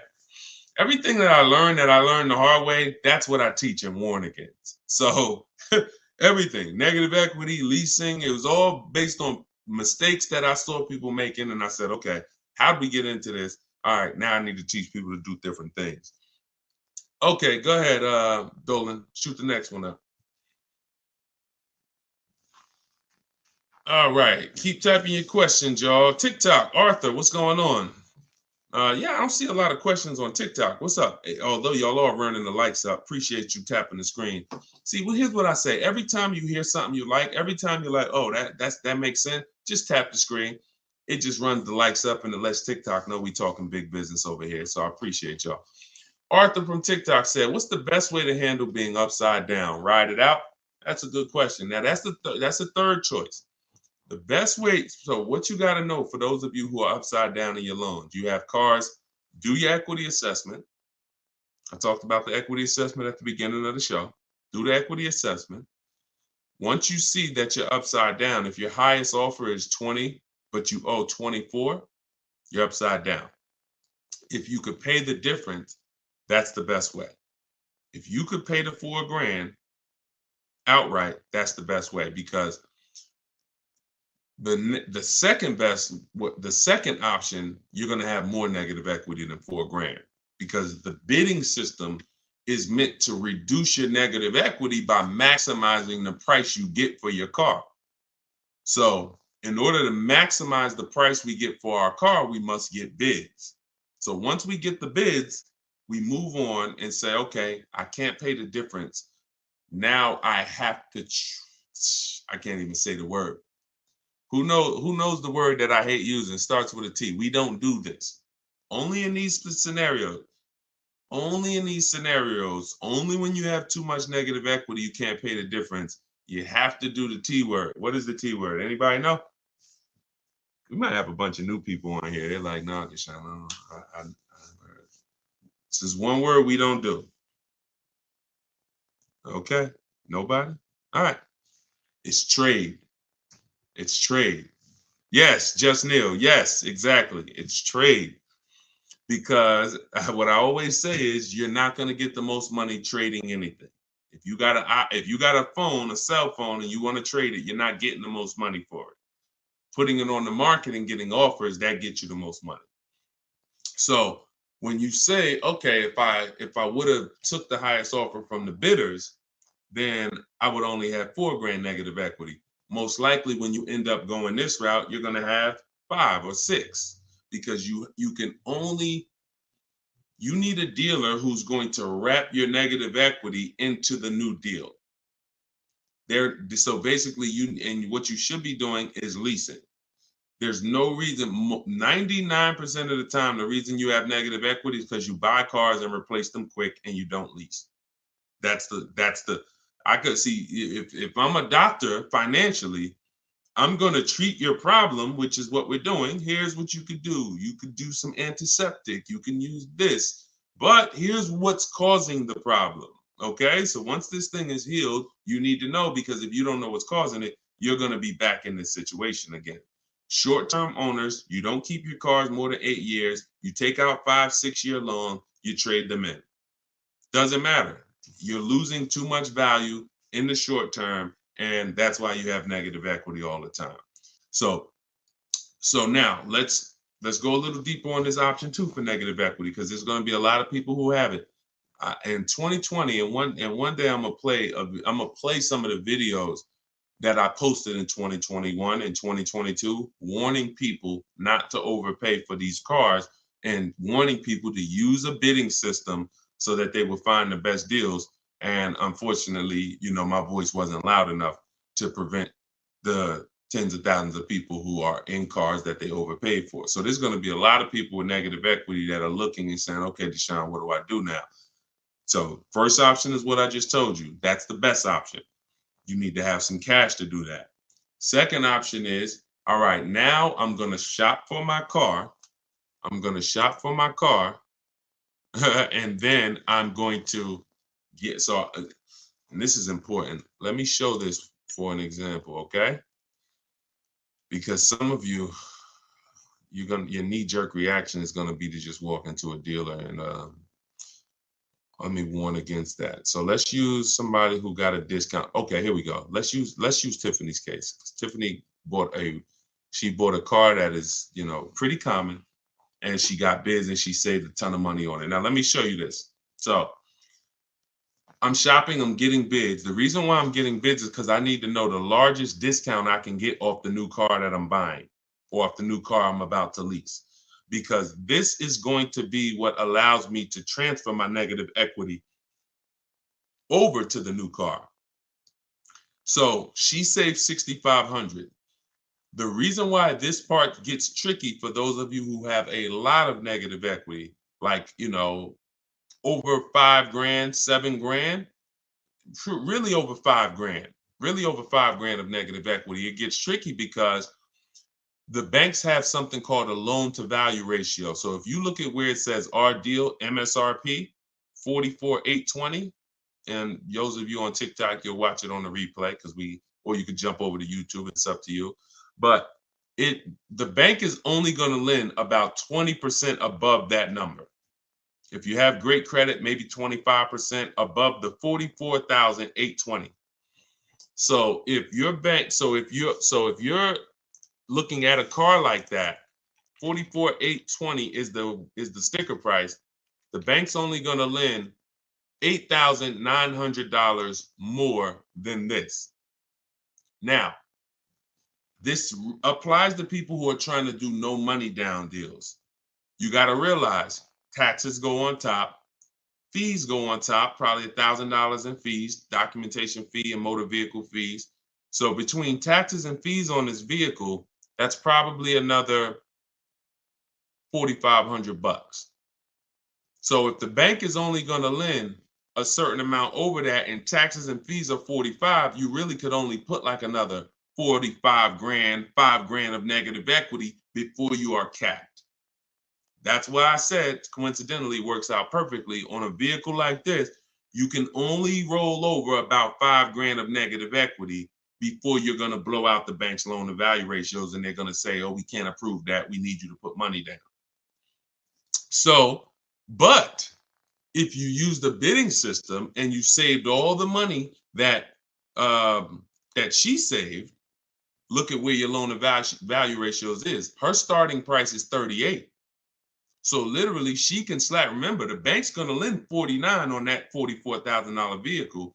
The bank's going to lend 49. That means she could have put 10 grand. She could have put, $7,000, $8,000 of negative equity, because the discount she got So the discount you get affects how your overall deal. If you didn't get a discount because you don't know how to shop, and then you're trying to throw negative equity, now you're stuck, or now you got to put money down. But when you're shopping, getting bids, you get all the money off that you possibly can, and now you can throw your negative. You can throw larger amounts of negative equity. So somebody who didn't get a discount on that car could only put $5,000 negative equity on it. They could only transfer $5,000 of negative equity over. Somebody who got the discount Tiffany got, they can slap $10,000 of negative equity on top. So that's what you need to know. You are always going to get bids. If you need to replace negative equity, you're always going to get your bid. If you're using my way, you're only going to get bids. You're not going to ever accept a deal without at least 5 offers. But when you start getting your 5 offers, for those of you who have negative equity, you're going to see it makes it a lot easier for you to transfer your negative equity over and still do a no money down lease. Because God forbid, if you put tons of money down on a lease and it gets totaled, you lose that money. So if you have to put money down, $3-4 to get it approved, then the vehicle gets totaled, you lose that money because you have to go shop again. But if you put no money down, you rolled over all the negative equity and the vehicle gets totaled, you walk away and you're fresh. Whole different positioning, whole different leverage, whole different exposure. If I just rolled $7,000 over of negative equity to this lease I'm driving, God forbid the vehicle gets totaled, none of my money's in it, I'm out the negative equity. And like, it's a blessing. As long as I'm not hurt, praise the Lord, it's a blessing. So this is financial strategy. I'm a strategist. So that's what you do. Those are the 2 ways to get out of negative equity. You pick your choice. And if you can't do either, then you got to stay and you got to pay down the loan. That's the third option. But once you're out of negative equity, get out of it and stay out of it. Most of you should be transferring that negative equity to a lease. And that's gonna solve your problems in the long run. Go ahead, Dolan.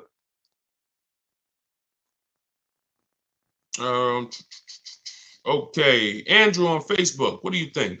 A trade-in of a car almost the exact same price of the car you want to buy. Listen, we don't trade. You're using curse words on here, man. If I came in your house right now, any valuable object, and I wanted to make you a trade for it, you're not getting the most for it. So that's just what we do. We get bids. We get bids. We're not in the business of wondering, could we have gotten more? When you do trades, when you do this old style shopping, which is, think about this. I'm about to say something and it's gonna be a gut punch.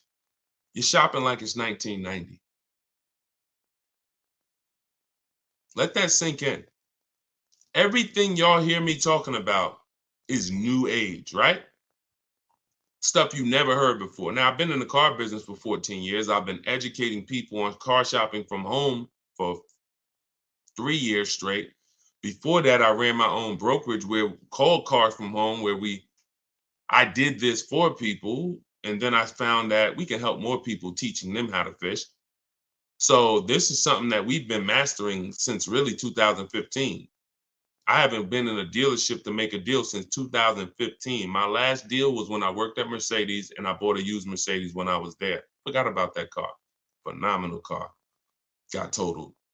But that was the last deal. Every deal I've made for the last 10 years, and I've had 2 Infinity leases. I've had a Jeep Grand Cherokee lease, and I've had the Infinity truck that we bought. All been online, below market deals using my own system, using what I'm teaching you. Everything is new. All you hear on these streams is new. Wow, I never heard that before. Oh, that's brand new. I like that. But everything you're talking about doing is 1990. Go in, trade for cars, walk into a dealership, negotiate back and forth. If you're looking and saying, I'm doing the same things to buy my cars that people were doing 30 years ago, you should tell yourself, no wonder I ain't getting below market deals. No wonder I'm leaving hoping that I did all right. Oh, man, you think we could have got more money for the trade? Yeah, I know I should have tried to hit them more. I could have got another 1,500, but you know what, man, let's just, that's buyer's remorse. That's buyer's remorse. This stuff that you accept as normal, Buyer's remorse. That is not what we do. So we don't trade, we get bids, we separate our transactions. Who we sell our car to is different than who we buy our car from. That's different than who we're getting our loan from. We bid out these transactions using online resources, and we do this stuff in 60 minutes. So while you're there, before you even come back, one trip to the dealership, you've been there 4 hours. I'm here, and we're talking to 20 dealers, and we're getting thousands of dollars off while you could be potentially talking to an 80% dealer who's overpriced. Some of you know 80% of dealers are overpriced. Whenever you hear me say an 80% dealer, that means when you walk down the street or you drive down the road, if there's 10 dealers on the block, 80% of them are overpriced. 20% of them are great, but you don't know who's who. So if you go into an 80% dealer and he takes off $4,000 and you think you won, his price was so high to begin with that $4,000 he gave you, you lost. See, if I start $6,000 high and then I take off $4,000, you lost. If I start $2,000 high and take off $4,000, you lost. If I start at the normal price and take off $4,000 and beat my competition, you won. So this is what we do. It's a science from shopping from home. That's why the book is called Cars from Home. 7 steps to saving time, money, and avoiding dealerships. Go ahead, Dolan. And bring in Lakina. I see Lakenya on YouTube. Bring her in after Robert. Instagram. Y'all keep typing your questions. We are live. We'll do No, I don't do DMs, my olive branch. Thank God we got 2 million followers. There's no way. And none of this stuff is uncommon. See, a lot of times you think your situation is uncommon. Like there's nothing. I've been in this business since 2006. There's nothing I haven't seen. People are, oh, but I got a special situation. No, you don't. It's special to you. It's special to you. There's 100,000 other people in that situation, which means I've already planned for it. Unless you're a one-off situation where there's not 100,000 other people in this country in the same situation as you, it's already been planned for. I've seen thousands of transactions over the years, so I can plan for everything. So there's no way functionally, logistically, that I can be in DMs giving people repetitive advice. When I make the information available, you just go get it. You want to get on the stream and try to get it? God bless you. You want to get my book and try to get it? God bless you. You want to go to my masterclass, link in my bio, and attend my masterclass and find out what you've been doing wrong? God bless you. You want to watch my social media videos that I put out every day? God bless you. You just get it. But that's what we do. All right, Robert, Facebook. What is the best way to look for a particular new car instead of going through each dealer's websites in various cities? To look for a particular new car, I'm going on a dealer's website. I'm going to 25 Mazda dealers' websites. I'm telling them what I want through the contact tab, and then I'm going to see who has a vehicle. That's the fastest way possible. That step in our process takes 20 minutes.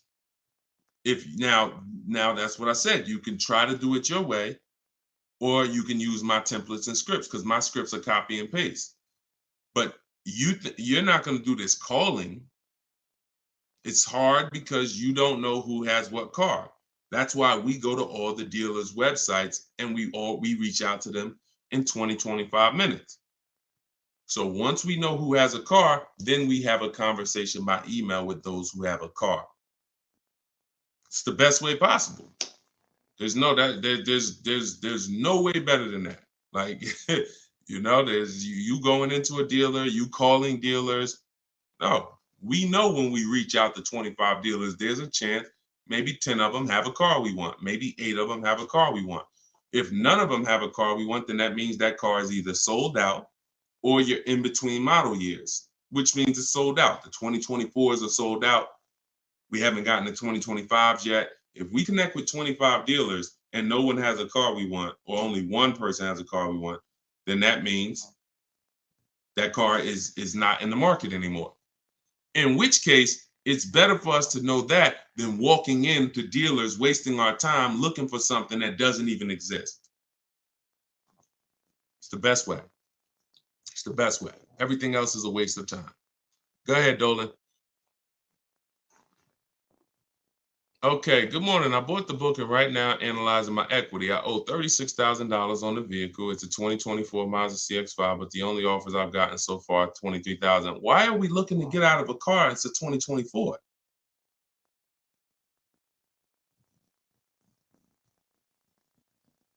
Manual appraisal to see if I get a better deal. My question is, because there's such a big difference in equity, why are we getting,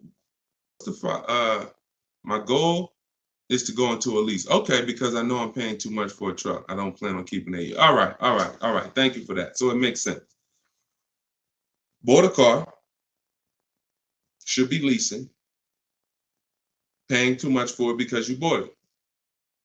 $40-something thousand Mazda CX-5. You owe $36,000 on it. All right. Now that makes sense. Because I always tell people, if you've had a car for a couple years and you're thinking, some people say, Deshone, I know I'm not an 8-year person. I'm breaking the 8-year rule. Should I go into a lease now? And my answer to them is always yes, because there's no benefit in you waiting. There's no benefit in you waiting to, pay off the car and then go lease. But this is a case where this vehicle is extremely new. And then you realize, okay, I shouldn't have bought it. I should have leased it. So what you're at the mercy at right now is the equity position, because y'all know what this means, right? Depreciation. This is your vehicle right now.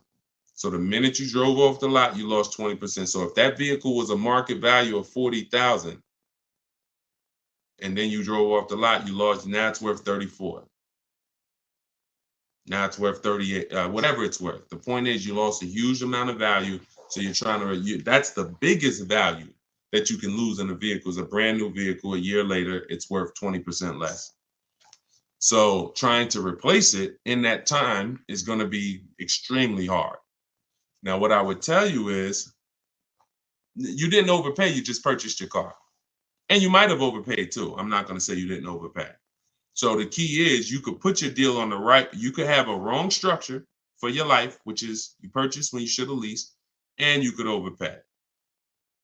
Now, what we need to do is see what can we do at this particular point. You can only see where's your break even, or do you want to transfer with negative equity, or do you want to wait until you're at a break even and then transfer into a lease?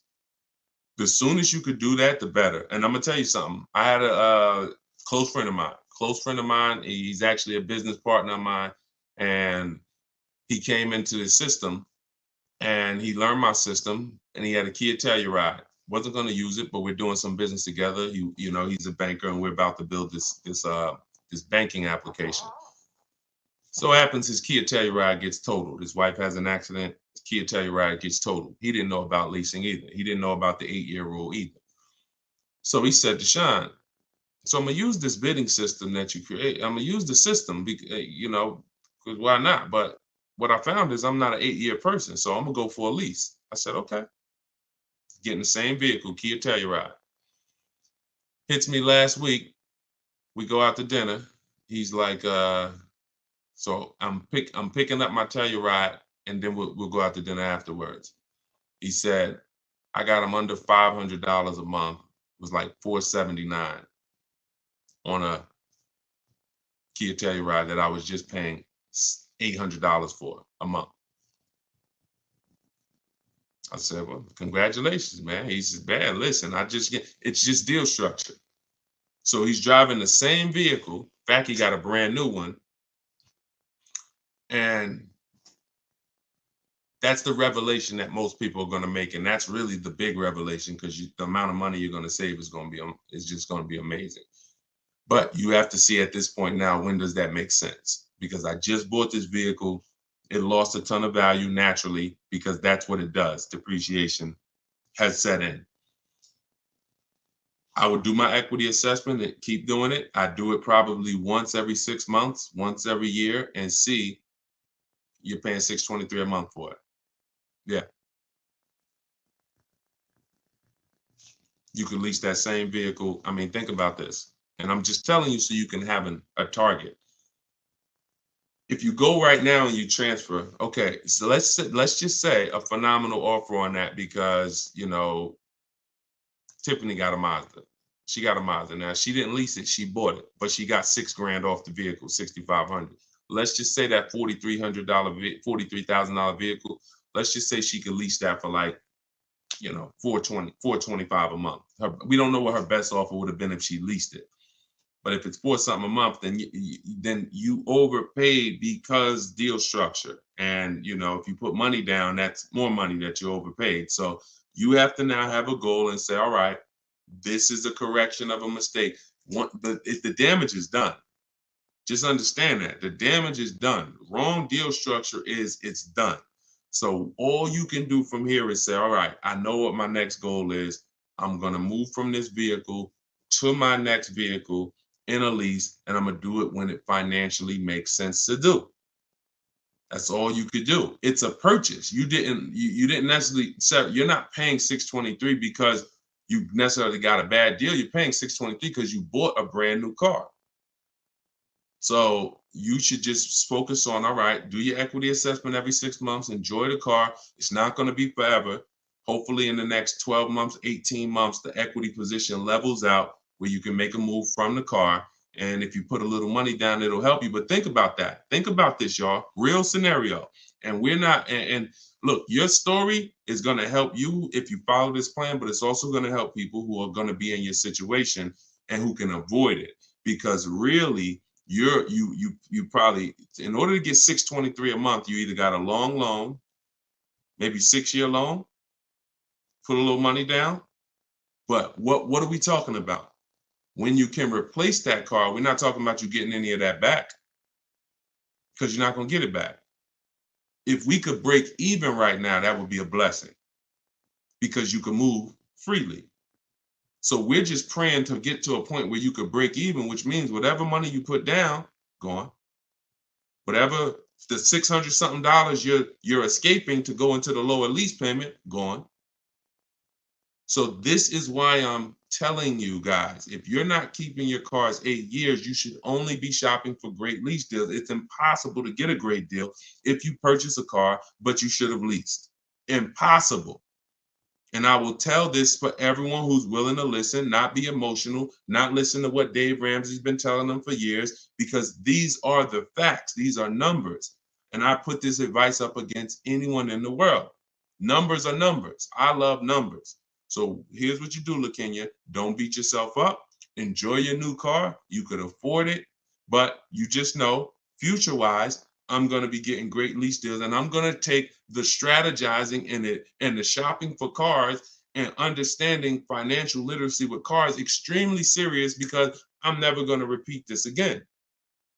Let it be an anchor to you to never go out here winging the process again, because this is your money. So the info is available. Run your equity assessment. When it makes sense to transfer it over, shop for your next car, get bids so that you can save all the money you need to save and then go into a lease. That's all we could do. That's all we could do. I will shout from the hills, y'all. People say you only talk about leasing. They don't listen. 8-year plus people, no. We should be buying. If that's the most important question, how many years are we keeping the car? 8 years? We're going to buy it because we're going to outlive the depreciation. We know depreciation looks like this. It's the unseen expense. These are the first couple years, and then it levels out like this to where my car is not losing value. Okay, good. No money down, 72 months. Good. All right. There you go. Then just do what I said. At least you didn't lose any money. It's just the overpayment is going to be for the purchase. You probably got a good price on the car. Just make sure that you run the equity assessment. You'll be fine. You'll be fine. And in the long run, you'll be fine. You're fine now. You could afford it. You just want to go into another car. Like I said, my man just did the same thing.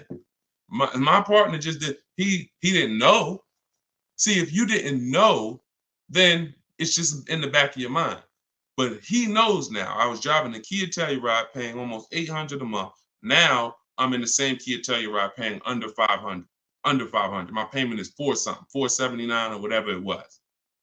Same exact car. There's people pulling up next to him in the same car, but because they were told purchase your cars, don't lease, they're paying $300-400 more per month than he is. just so they can say, oh, we purchased. Meanwhile, they're going to trade it in 3, 4, 5 years and do it all over again. Now, if they were keeping that Telluride, if they said we purchased this and we're going to drive this till the wheels fall off, we're going to have this in our household 10 years. One day we come out, it has 200,000 miles on it. It doesn't start. It's 12 years old. That's when we get rid of it. Then that's when you purchase. 8 years, 10 years, 12 years, you outlive the depreciation. You dodge this bullet. You don't replace your cars when it's dropping in value like this. And that's how you win. Long-term ownership. If you're not going for long-term ownership, then you should be shopping for great lease deals. That's the plan. That's the structure. Everything I taught from the stream on this stream is in my new book. It's called Cars from Home, 7 Steps to Saving Time, Money, and Avoiding Dealerships. It's not just the science of deal structure and proper deal structure. It's the science of car shopping from home and making dealers and banks bid for your business instead of negotiating. So all of you if you don't like negotiating, if you don't like not understanding car deals, you will love this because it's going to work and empower you. You become the prize. People should be trying to win your business. You shouldn't be in one dealership or 2 dealerships trying to talk them into selling you a car and doing you the honor of selling you a car. You should be sitting at home and letting banks and dealers come to you and win your business. We're the prize in this. So our strategies and our systems reflect that. We are the prize. And the 20% of dealers and the 20% of banks that do the best deals, they don't mind competing. They don't mind showing us that, yes, you are the prize. And here's what I'm going to do for you. I'm going to beat all my competition's prices just to show you that I really do want your business. Thank you. Those are the people we do business with. So that's all in my book. You can get your copy for 75% off. It's normally $97, but you can get yours in my TikTok bio and in my Instagram bio. Just click that link and click the button that says get my new book 75% off, and you can get it for $24. But if you've been to the website and that timer started running, then when you go back, the price will be $97. It's on you to decide if, listen, I need this information. If I missed the $24 deal, I'm taking the $97. I need this information because this information will net you thousands of dollars on your first transaction. You saw what it did for Tiffany, $6,500 off her first car using the book. So get it in my bio or in the link. We put a comment in the Facebook section, in the Facebook and YouTube comments, deshonsbook.com. And if you're watching us on TV, of course, you can use your mobile phone. You can scan that QR code. And for all of you who want to attend my free masterclass, it's called Everything You're Doing Wrong, Buying, Selling, and Leasing Cars.